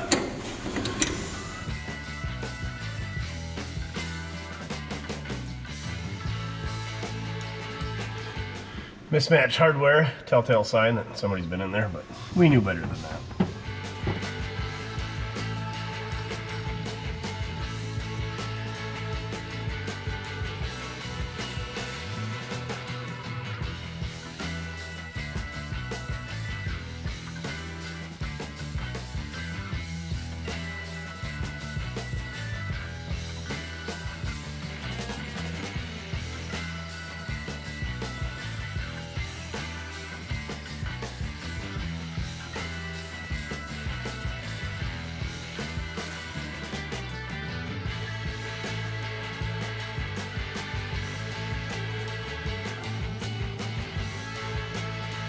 Master cylinder's on. We got our filled full fluid. Hopefully she'll gravity bleed out, but not holding my breath. We got a new fuel pump. Got our fittings in there. Sure enough, I blew out. I just dropped the gasket on the floor, didn't I? Yep. Don't worry. It doesn't have a bunch of Vaseline on it, so it's gonna get all dirty. Anyway, tried blowing out the line from the fuel pump to the carburetor. Yeah, that was plugged up too. So we're just gonna run hose for now because I'm not in love with this carburetor, and I got an $80 one on order off Amazon that's Carter YF style, so hopefully that just bolts right in place, then we'll bend up a line at that point when that shows up. But let's get rid of the clickety-clack and put this mechanical pump on there. Clean up our gasket mating surface with our Super Scraper SS1. Get yours available right now on Mortske.com. That's right, we got them in stock. They usually sell out pretty quick, so get your order in ASAP.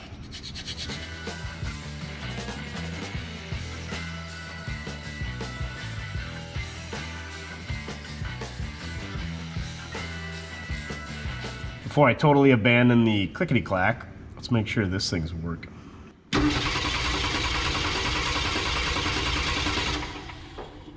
we need some choke action?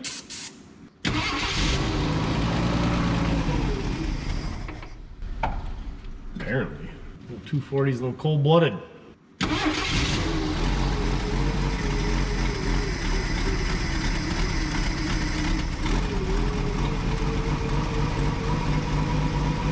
Well, I have found our exhaust leak. It was not hard to find. Right here's the intake, and right there's the exhaust manifold, and there's a gasket in between them. I don't know, it's like a heat riser to heat up, whatever. But yeah, she's awful hot right there, blasting right out of it.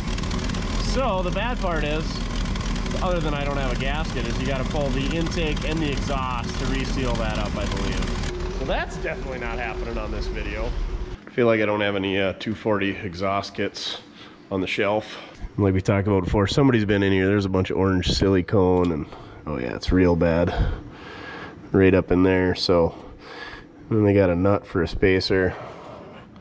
So there's a few things that should be addressed. Looks like that bolt's missing back there. Yeah. You know what I'm kind of thinking? Even though I just threw a bunch of money at this 240, is V8 swap. White Linen's got a 6-cylinder, and I think we'll keep that one around, but I'm over the 6-cylinders. After driving the V8 stuff, it's mucho better, but we'll keep plugging away at this one. I do have a tune-up kit for it, so let's throw her in there. I got some Delco plugs even. How about that? We got a FD124T standard cap, an FD75 condenser, some Delco R83TS plugs. We also got an FR680 rotor, and topping her all off with a set of 29628 Parts Master plug wires. But wait, there's more. But wait, there's more. We got a set of standard FD8081T points to put in this thing. All right, let's throw a quick tune up in this hot rod, now that we know that our fuel pump's working.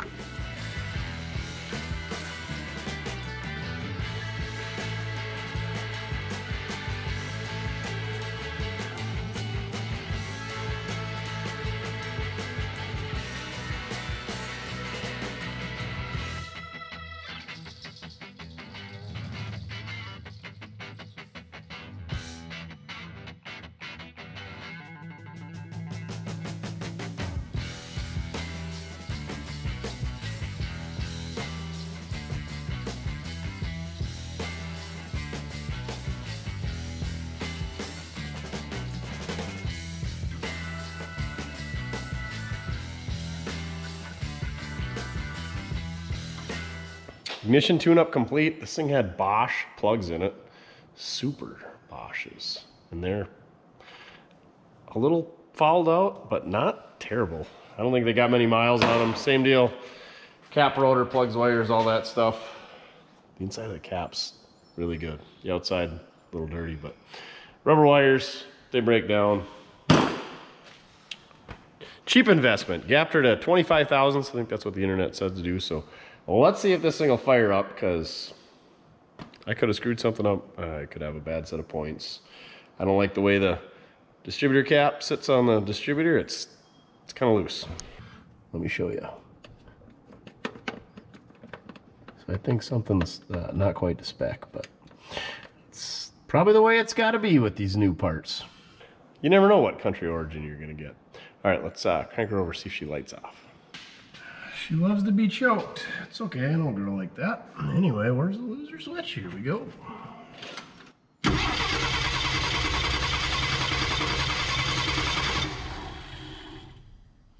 Well, what did we ruin?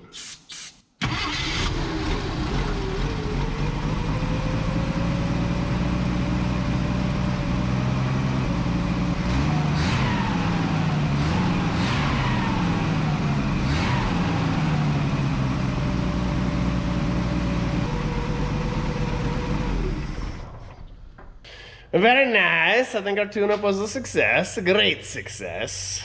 Great success. And we also know our fuel pump's working. So, I think we're getting pretty close to going for a ride. Gravity bleed, not working. So, we're gonna have to find something different to do there. Got our wheels and tires back on. But I noticed she's a little loose. Keep your eye on that tie rod end. It ain't terrible, but add that to the list of needs, not wants. Definitely don't have one of those on hand, however. Now I'm gonna go see if I can find the matching slots and get rid of these hideous trailer wheels. All right, rounded up a seat, 70 Monte Carlo-ish seat thing that I got at a auction sale thing. So that'll be on a second channel video. But anyway, before we put that seat in, got a Sena unit from the old Rock Auto. Let's stab this thing in there and hopefully we get a fuel gauge, because everything else on the fuel system is gonna be new.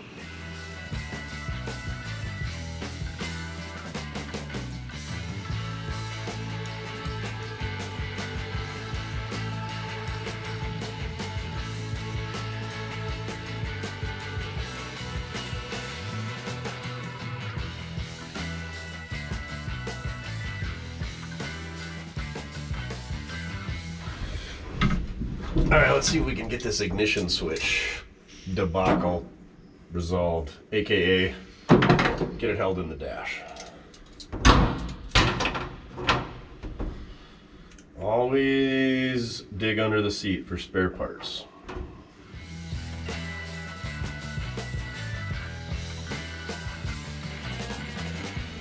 All right, got everything in there. It's a real pain. You got to get the tumbler and the key switch and this surround and the spring and the cup that holds it all lined up. It's just leaves a lot to be desired, Ford. And now we got to try to figure out how to get that in there. I'm guessing we got to have it turned just right, like everything else. Let's start. There's an on. There's an off. Is that where the tumbler slides in? Oh. Just about. Let's try her an accessory.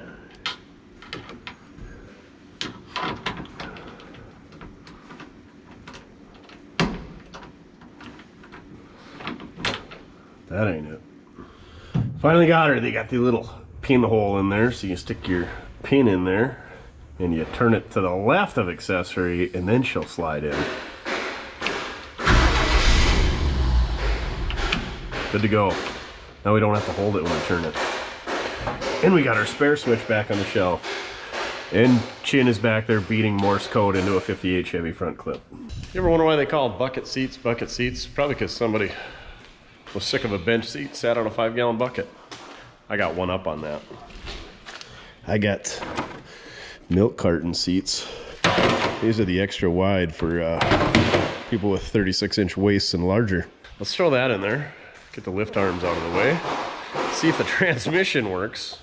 And then run this thing over the pressure washer and vacuum and everything else. Clean this thing out before we slide a seat in. Other than this seat, which whew, barely fits. So you do that with your bucket seat or your bench. Perfect. You can even rattle can it to match your interior color. Sits a little high, but easy to chop down, especially the metal ones. You can weld them right in place. Follow me for more tech tips. In case you're wondering what the banging was, this guy is making wall art. If we paid him by the swing, we'd be broke real quick. Oh yeah, it's real nice. She's ready for paint if you were DD Speed Shop. Barrett Johnson, here we come. Yep. Garrett Jackson with the shiny paint. Just schmoo it a little bit. You can schmoo right over that rust. So what's next on the agenda here? The hood on? Or attach the hood? Hood pins? No, hood adhesive. Metal adhesive. Miller hood pins? Yeah. All right, good work. Couldn't have done it better myself. Man, you make a mess though. Okay, you gutted all the wiring. How are we gonna wire up our lights? No, I didn't cut the wiring to the lights. That was just for the voltage That was for regulator. the horn and Such. Oh, even lightened her up a bit, huh? yeah, that was kind of Hindering progress. kind of holding its form. What do you think? You gonna have brakes? Transmission? All of the above? Let's see if this thing will drive out under its own power.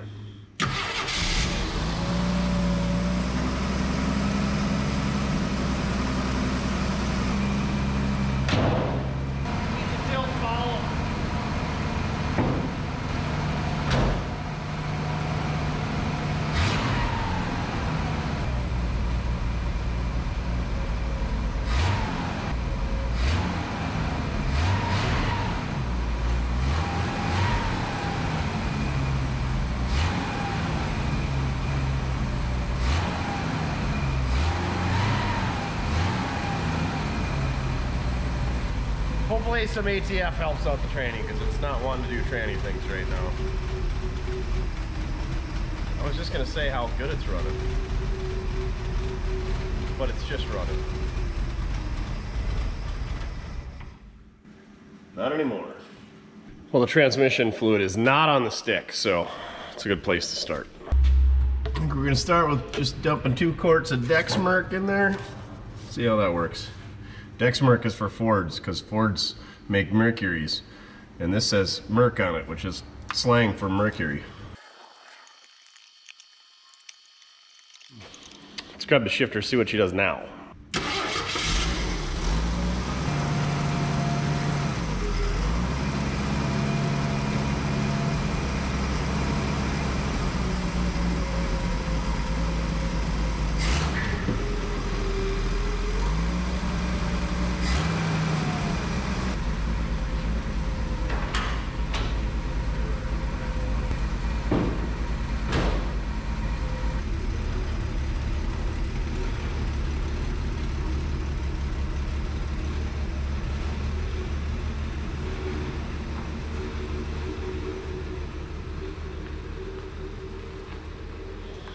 Let's get the big chunks swept out and make sure there's nothing there that we missed before we hit her real good with the pressure washer. Transmission seems a little bit slow, but seems firm when it goes. Brakes seem pretty good as well, so she might be a driver. Might have to drive her back to Oklahoma.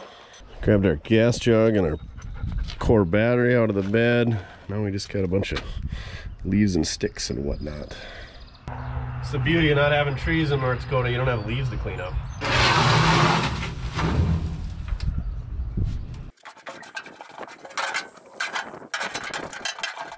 Bed looks good enough to hit with some high pressure hot water. We need to do something with that bumper before somebody, I'd say lose your manhood, but it's about kneecap height, so it's pretty sharp. I did notice the window is off the track in here, so maybe that's why they had the panel off. They did give us the panels at least. If we wait long enough, the wind, which we do have plenty of in North Dakota, will just blow all this crap out of here. There really isn't that much, but I figured before we stab that seat in there, it would be a good time. Look at this thing up here. Some type of ginormous fly. I wonder if it's sleeping or dead. Anybody know what that thing is? We don't have any giant flies like that in North Dakota. Do a little pressure washing, Dove. Mojo's adjusting the shift linkage on the old tree on the tree after he put some new blinker assembly in there. All right, should we start with the inside and the engine bay and then move our way to the outside? He just wants to go for a ride. Sorry, not yet.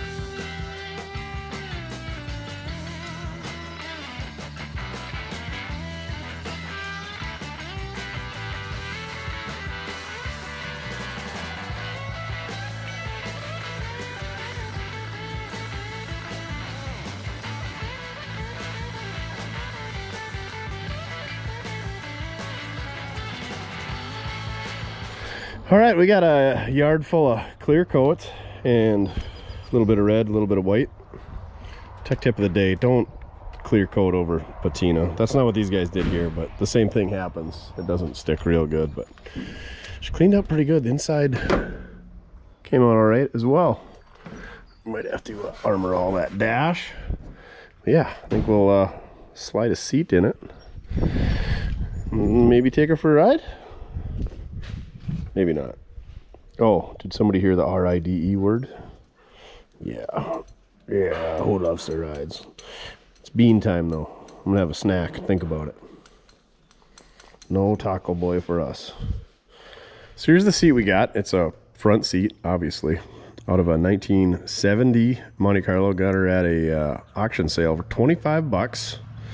It's totally the wrong seat, but it's a bench and I needed somewhere to store it. So let's store it inside of this thing. Huh, Duff? Should we blow it off first? Maybe. And then blow our back out trying to move it in that order. It's so light. Give her a quick blowy before we slide her in the nice clean cap.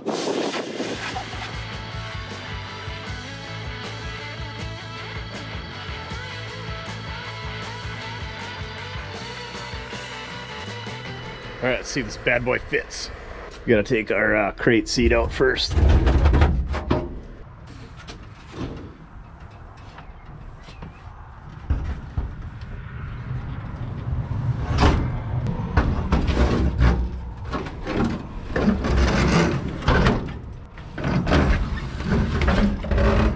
And way too narrow.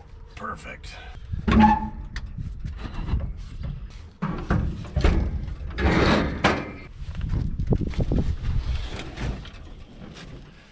Totally the wrong seat. It's way too narrow. It's dumping me forward. I know I could fix all that stuff, but I'd rather just find the right seat. And I don't think I got one sitting around anywhere. Definitely. Maybe. Who knows? Wonder what happened to the seat out of that $50 yellow Ford. Probably had the wrong seat in it anyway. But this is gonna work for all the intents and purposes. Good enough. Duff, you can tell this was a 90s pickup. You know how? Because they cut this gaping CD player hole in the dash. Anyway, just noticed that. I'm not gonna bolt this thing down because it's not worthy of being bolted down. I'm gonna find the right seat. And I think on Fords, like seats fit all the way up to like 96. They interchange between bull noses and brick noses and all the things. So I wonder if those seats fit in here. Got a couple pickups out back, but I'm guessing those seats aren't very good. So yeah, let's check some coolant on this thing, because let's add some coolant on this thing. It's low. But first let's check to see if there's actually coolant in it. Because Oklahoma things, they just run water because it doesn't get cold enough down there apparently. Depends on who you ask. Slick says you gotta run coolant. Puddin says no. I say run coolant, especially up here. Yeah, that seat looks like it's just dumping you in there. Maybe if we put like a 2x, or better yet a 4x underneath those legs, that'll help. Duff will love it, probably. Let's crack our petcock down here and see what color coolant comes out, or if any even does. Be green. Be green. Be fluid. Be literally anything. Okay. Maybe we gotta crack the cap? No. She's empty. Good news is we can fill it full of coolant and then she should be set. Bad news is I have no idea where that went. We're just gonna assume that they had water in it and they drained it for the winter, because they definitely knew they were putting it away for the winter. We'll try that.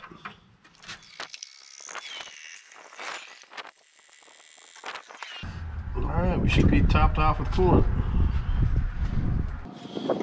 Petcock must be plugged up like our fuel line, because we only got about, I don't know, a little over a gallon in there, and this thing should hold way more than that. Better we got a giant air pocket. But we're gonna find out. Anyway, it's got a gallon more than it did before. before we're gonna go for a ride, we gotta get this alternator charging because we don't want to run out of juice and have to walk home because it is warm out. And typical any Oklahoma hot rod, this thing's got some butt connectors and some tape and a whole lot of who knows what going on in there. But anyway, we got 1, 2, 3, 4, 5, 6 wires in this bundle. And one comes out. And that one's coming from there. 2, 3, 4, 5. So, not only does this wire probably have to be hooked up to something, I'm guessing it's got to be hooked up to here, that's our charge wire. But we also have another mystery wire that's not going anywhere in there. And I don't know what goes where and what does what. I think this one loops around and is hooked to our ground here. And this one is hooked to our ground. And then these two, I'm guessing one's from the voltage regulator for the gauge maybe, and one's the excite wire, who knows. But we're gonna do a little research there. And oh my, somebody's making a lot of noise in the shop. Anyway, let's figure out where this goes to and what's going on in there and make sure there's no terribleness before we hook it up. I'm thinking that's just got to go put an eyelet on there. It's funny the eyelet isn't still on there, but I've seen crazier things. All right, let's do this. Just for S's and G's, let's take the ground wire off the battery so we don't blow our faces off. It is 4th of July. Hopefully everybody's still got their digits. And oh, there's our first butt splice. Nobody blew their faces off the 4th, you know? Put it in reverse, Terry! Put it in reverse! Oh, Lord!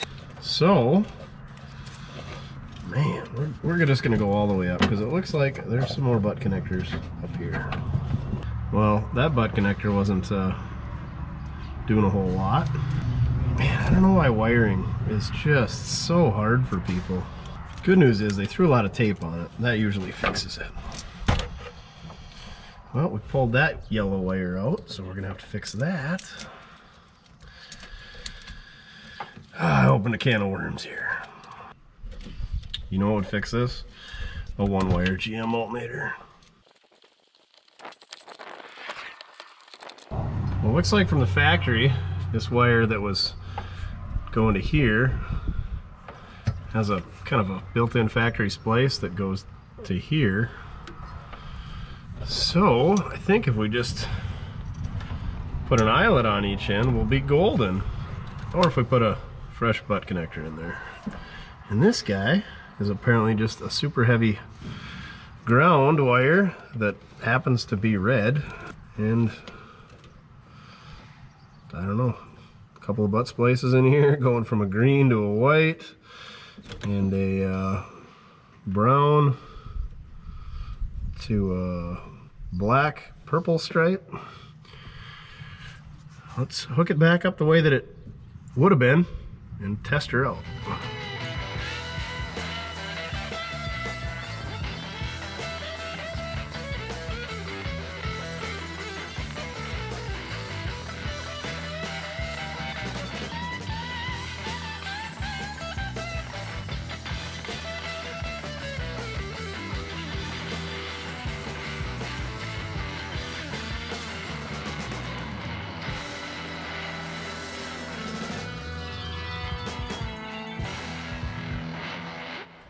Okay, we've got everything cleaned up down here, put a new butt splice in here, new eyelet here, and swapped the battery cables around. Kinda. We took the positive, which was black, and it's half the length, significantly shorter.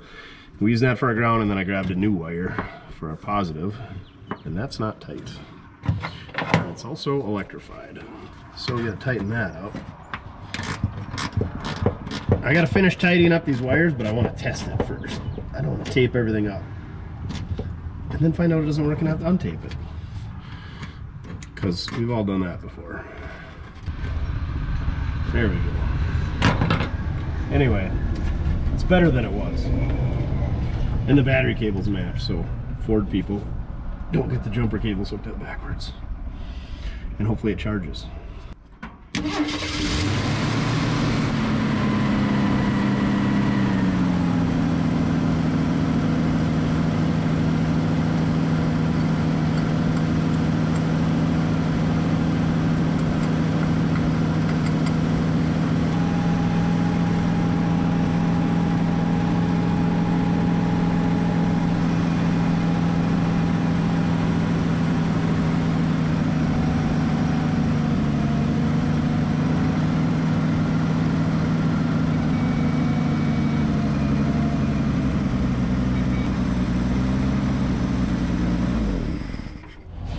So our battery was definitely not charging. I did the old magnet test. It didn't hold the wrench to the back of the casing, saying it was magnified. And then I checked voltage. It was right on 12 volts. And then there's this green wire down here.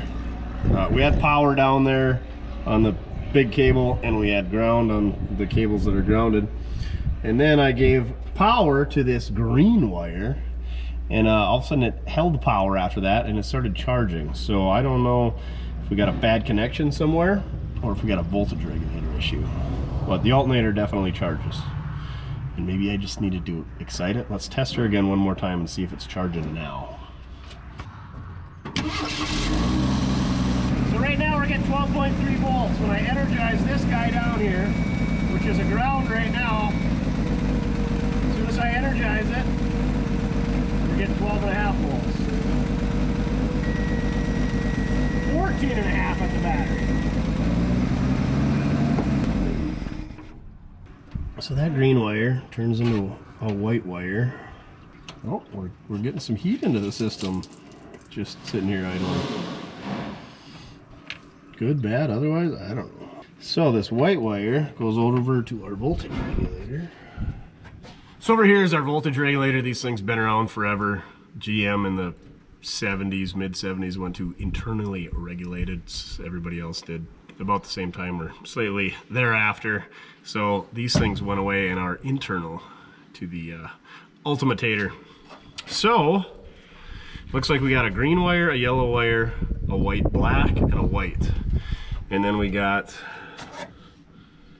I, A, S, and F.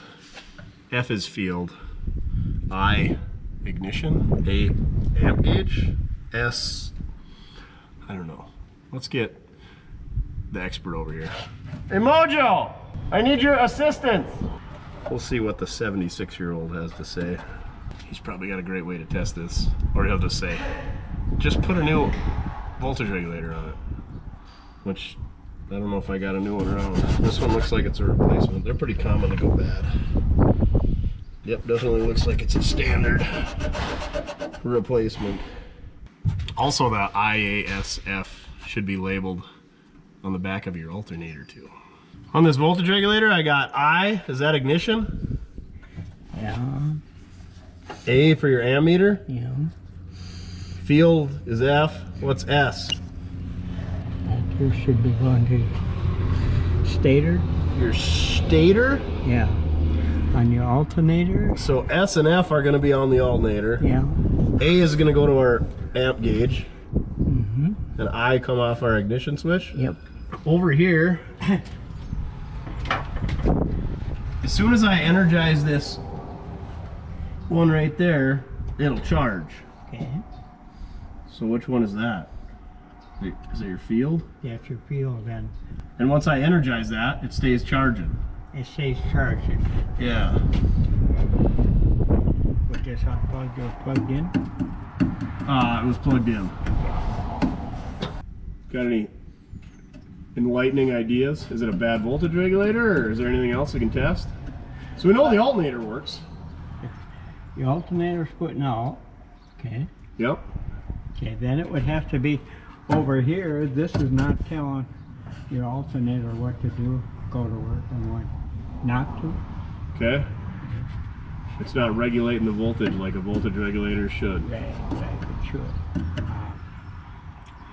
A lot of times, it really, on your ground, you know, if you, This ground right here, yeah, your ground to your, sometimes if clean that up a little clean bit. that up a little, and then if you open that up, There's a set of contacts in there, like a set of points, right? right, and then there's a one in there that you can tweak the spring on. But a lot of times if you open them up, they're shot anyway. It'll get you home if you needed to. Well, if you wanted to, yeah. Okay. But I would try up with a good ground here, because this works off of like your ignition, Yep. and then the ground. You got to have a good ground circuit. Okay. So put a jumper wire, a ground jumper wire on there, see what happens? See what happens. All right, let's put a good ground in here. We're gonna go from our K straight to our negative battery cable. If I can get this roach clip to stay. There we go. Now we better hook that back up. The other thing we can test for is continuity from here over to there.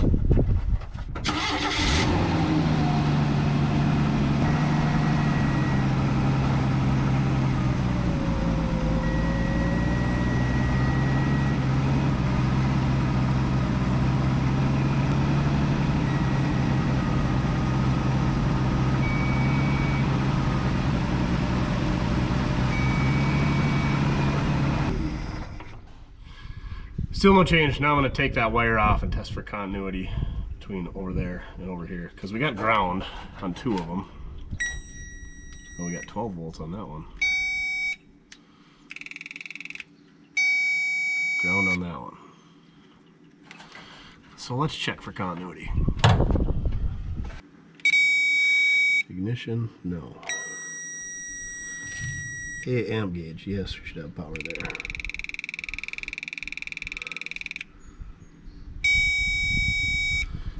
Steal my ground, hook her up to that wire over here. Now we should have ground on S.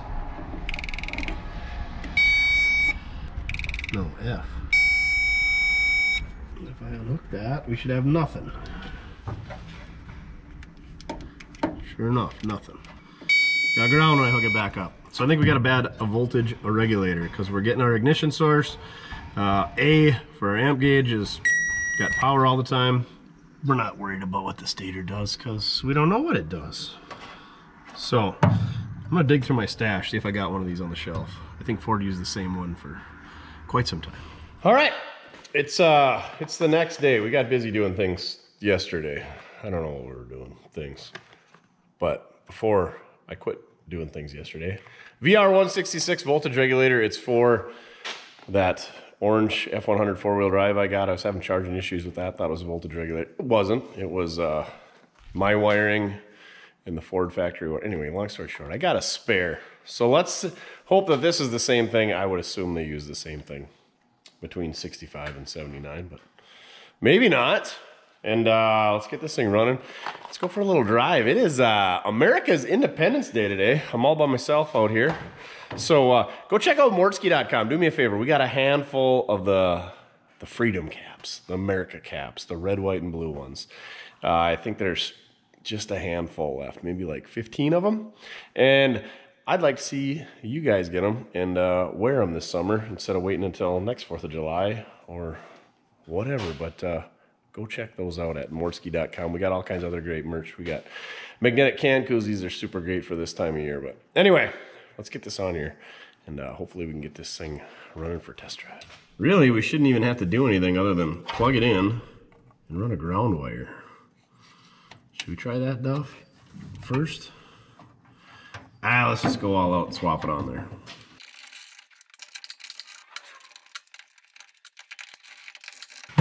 They know how to make the shiniest, chromiest, hopefully most functionalistic voltage regulators in the land of communism, China. Is China communist, or does everybody just say that? I feel like they are. All right, we're starting with 11.9 volts. Let's fire this pig up, and hopefully it charges.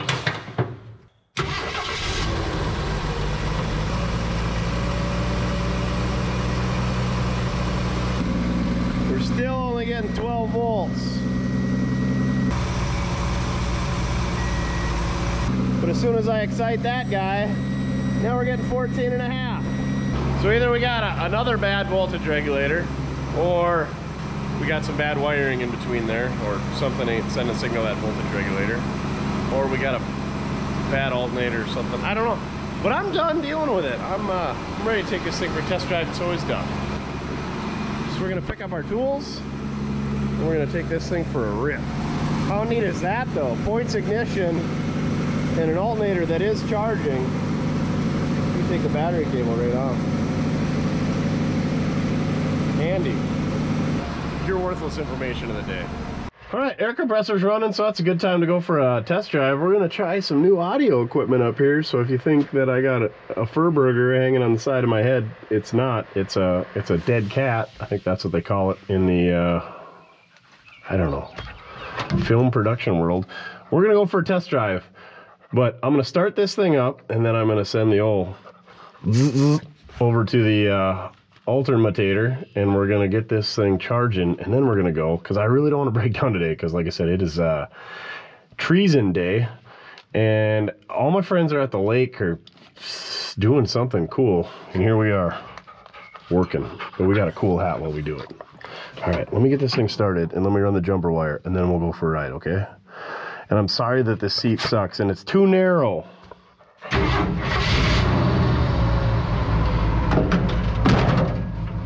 All right, we're really doing it, Harry. We're really doing it though, aren't we, buddy? I don't do a very good job of selling these cars, because all I do is I don't ever say anything about the good things. I just talk about the bad things, because I'm a pessimist. And this seat really sucks. So I'm optimistic that we're gonna find a better seat. Oh, you guys gotta check this mirror out. It's like a rain gauge. It's full of water. Woo! Speedo works, fuel gauge does not work, so it must be the wire or else the gauge itself. I never had to put a fuel gauge in, but it could always be the gauge. Did it shift to third? I'll start with a good thing. This pickup drives really good, but it needs a tie rod in, and it needs a different seat, and it needs an exhaust leak fix, which really isn't even hardly noticeable. It needs a carburetor, but it drives pretty good the way that it is, but I know that it needs a carburetor. I'd like to see a tailpipe on it too. Is there no temp gauge? That's definitely not working. It says we're doing the speed limit, and either this thing is super, super smooth, or it's like 30 miles an hour too fast. Let me check with my wheel speed counting device. Sure enough, it's 20 miles an hour off. Well, we're doing 55. Sammy Hagar, cue the I can't drive 55. And my speedo says we're doing like 70 to 72. So 15 to 17 off. But I tell you what, for a Sunday cruiser, we're just going for a rip with the dog, hauling the leaves. This thing's pretty good. I got new brake shoes coming for it. It's got a 9-inch, which is indestructible. Everybody loves these twin I-beams. And it's had new kingpins put in, so should be good to go. The automatic, if we're doing 55 and it doesn't seem like it's screaming, the automatic must be shifted into third. Got a couple of dents you can pop out that door. You could get most of it. Got to do something with that bumper. I would just heat it up and curl it in. Got to put the window in the window regulator.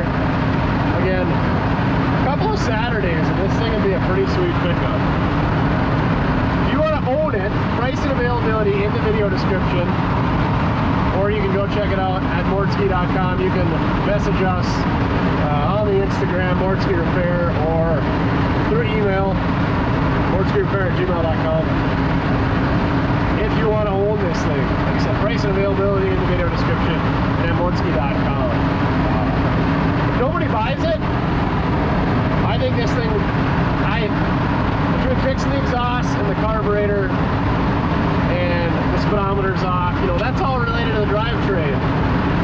And even though it's got new brakes and kingpins, I would totally put I got that blue Camaro, runs, drives. V8 automatic. Does have a posi, so we can put that in the rear, but it seems kind of silly to get rid of Ford 9-inch, other than the fact that it's 4 or a 5 on 5.5 bolt pattern, and the Camaro would be 4 3/4, so you can keep matching wheels. But I think I got some I know I got 4 3/4 slots, so we can still have slots on this thing. But as you guys know, I'm not real good at finishing projects, so somebody else should probably just buy this thing, and then I won't have to do that. Better yet, buy the Camaro and this thing, bend them together in the holy matrimony that the world needs, the Camaro, or the Cam 100, whatever you call it. Overall, it's a pretty good pickup for having sat for 20 years. Did some brakes, tune-up, which it probably really didn't even need, and then a fuel tank was kind of the big hitters. There were some wheels, tires on it, obviously, but yeah, didn't take a whole lot to get this one going. And I think with a little bit of elbow grease, like I said, you can fix the dents and that bumper and this window regulator for almost nothing. Yeah, you could buy a gasket set, do that manifold, you'd be 20 bucks into that, maybe 30 bucks, I don't know what they go for. And a whole afternoon of cussing at broken off exhaust studs. Another reason I didn't want to tackle it, other than I didn't have a gasket set. She rides all right. I think we're burning off some oil that we didn't get pressure washed off the engine or the transmission or exhaust, but no funny noises. I can definitely hear a whistle, like a vacuum leak. Maybe not. I don't know. Maybe that exhaust leak fixed itself. It's like super quiet in here for not having any carpet or firewall insulation. She's a good little cruiser. Like I said, I've wanted one of these pickups for so long, but I'd like to find one with original paint. I don't know. You guys know me, I don't paint anything, so I kind of got to deal with what paint is there. And A, I don't like red. B, the clear coat on this pickup is just all over my driveway, and I don't know what you can do about that, nor am I interested in doing that. Then I would just rock it as is, obviously, but I'd like to find a pickup like this, preferably two-tone, a 64 to 66 short bed. Any year would be fine, but prefer a 64. But it's gotta be a short wide bed like this. Doesn't have to be a custom cab, and I would take a single color, a black one with some rough old black paint. That would be nice. There was actually a bed that sold for 250 bucks in Nebraska on an auction last week, but I would have had to go pick it up on the 2nd. It ended on Monday, and pickup was on Tuesday, so July 2nd I had to drive 8 hours one way to, was it Grand Island? No. Yeah, Grand Island, Nebraska. Back. So 16 hours of driving for a bed, and I don't even have a cab, and it wasn't a perfect bed. It was pretty decent though. Anyway, long story short, if you got one of these with original paint and you want to sell it, we are definitely interested, right, Duff? Right. Again, hit us at mortsyrepair@gmail.com, but gotta be short wide bed. Yep, temp gauge is, well, either it's running cool as a cucumber or it's definitely not working. And the fuel gauge, like I said, we put a new sending unit in it, and it's super easy to take out, and you can test that sending unit. Maybe we got a bad one. Wouldn't be the first brand new bad sending unit I've had to deal with on an Oklahoma rig. But yeah, everything should be new on the fuel system when the carburetor gets replaced, other than the gauge, apparently.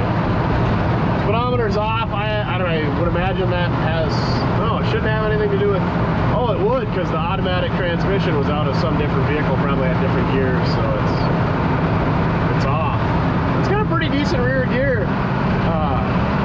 I got her up to, oh yeah, we were just about doing the speed limit, 65, and it seems fine. Wouldn't want to drive it on interstate, maybe, but especially without a temp gauge. A tack would be nice too, but when she blows, she blows. Then you put the V8 in. Overall, pretty solid pickup. Like I said, we found some fiberglass in the floors. I did find some rust in a few other spots when we were doing the brakes, but nothing too crazy. Externally, it's really good, other than that little bit of rot up there. And I did couldn't find a bunch of Bondo, and you would think with the body work they did with the clear coat peeling up and just how they didn't like do the jams, the paint flew off all the jams. Another way to tell if you've bought a vehicle with a crappy paint job that's going to give you problems if the paint is flaking off in the jams.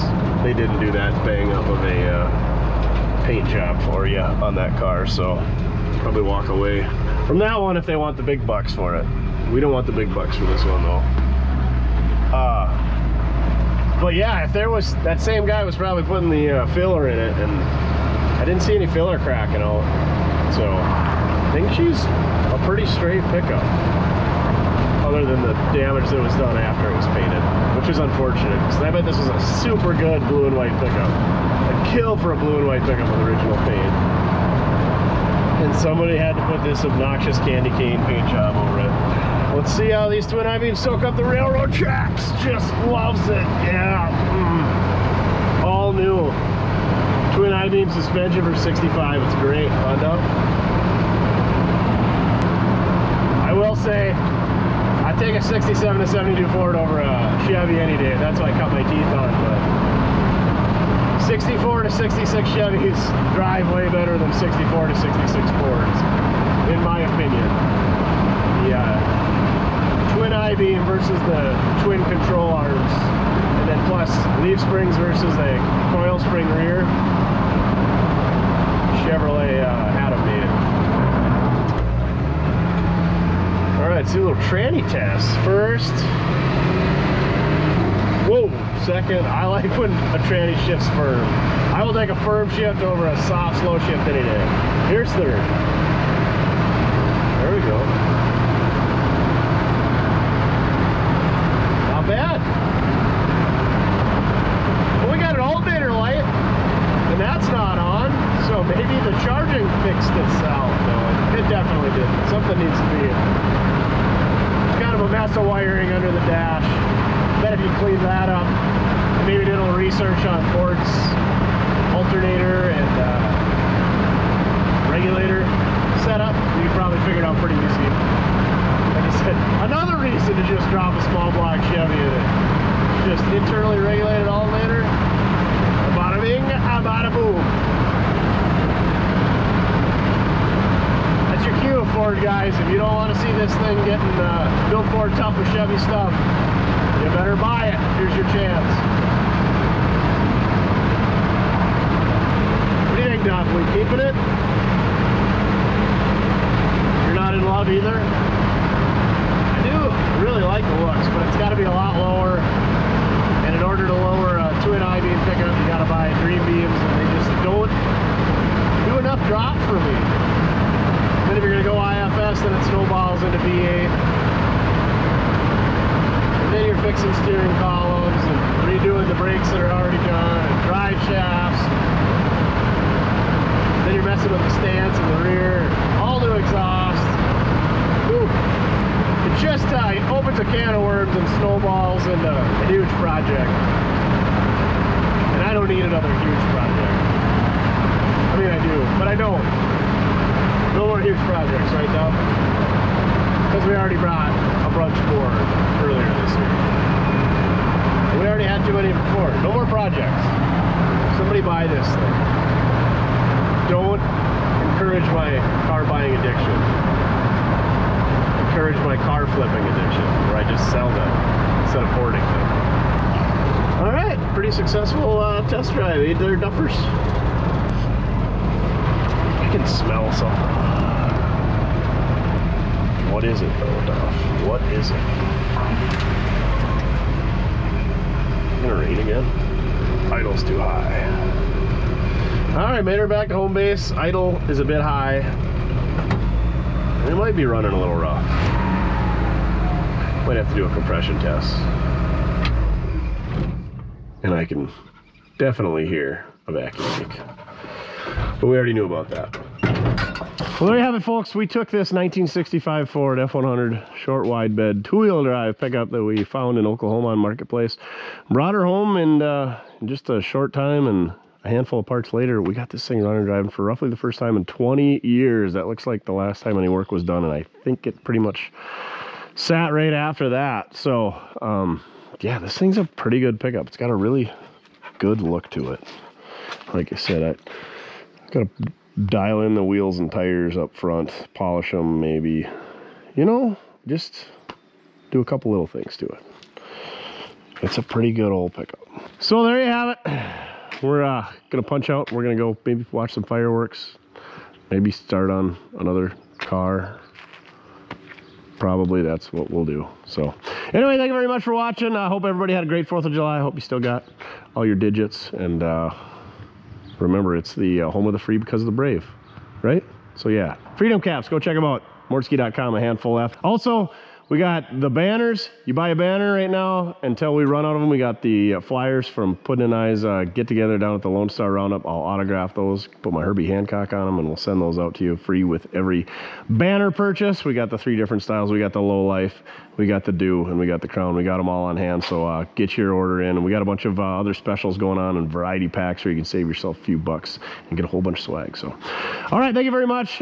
Without the support of you guys watching these videos and commenting and liking and sharing and all that good stuff, and then of course the merchandise, we wouldn't be able to do this. So I really appreciate it. We're able to drag some pretty cool stuff home and make these videos because of you guys, and I'm really appreciative of that. And yeah, I'm glad we're not dragging. I'm not even gonna say it. Some of the crap that we did over the years is like, oh, why did we do that? Because that's what we had. So we get to get some pretty cool stuff, and hopefully we can pass it on to somebody. I think we got some people interested in the Oklahoma Lullaby that we pulled this thing back, and that thing actually might be going back to Oklahoma. Who knows? Hopefully they follow through. But that's the other thing, is we got a lot of flaky buyers out there. It's great to deal with. Anybody who's done the marketplace thing knows. But all right, we got to get back to work. Happy Independence Day, America. Remember, it doesn't matter to get it done as long as you're having fun. Red, white, and blue. Pretty good combination of trucks for Freedom Day, huh, Duff? All right, on to the next one.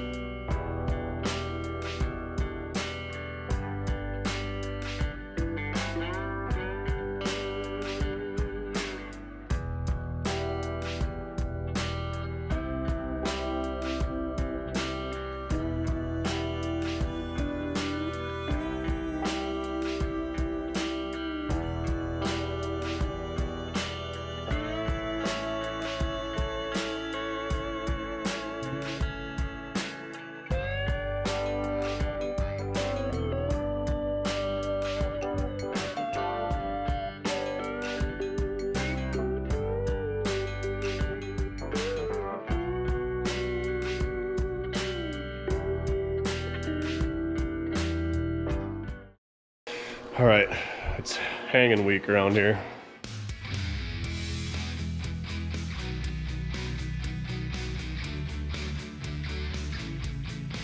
What do you think, Mojo? How's it look? Well, you want my opinion? No, I don't.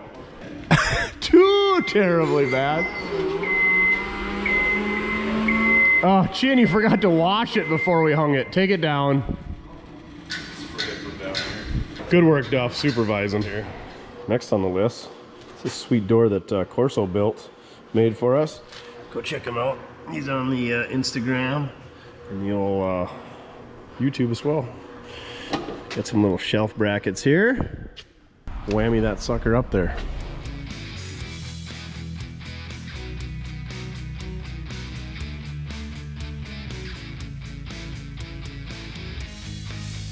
All right, big shout out to Corso Built for sending that up for us and painting her up. 80 was my old football number and my demolition derby car number, so that's where that comes from. And told him I kind of wanted a Art Deco guy. So apparently he thinks I don't have a beard and I'm chubby now.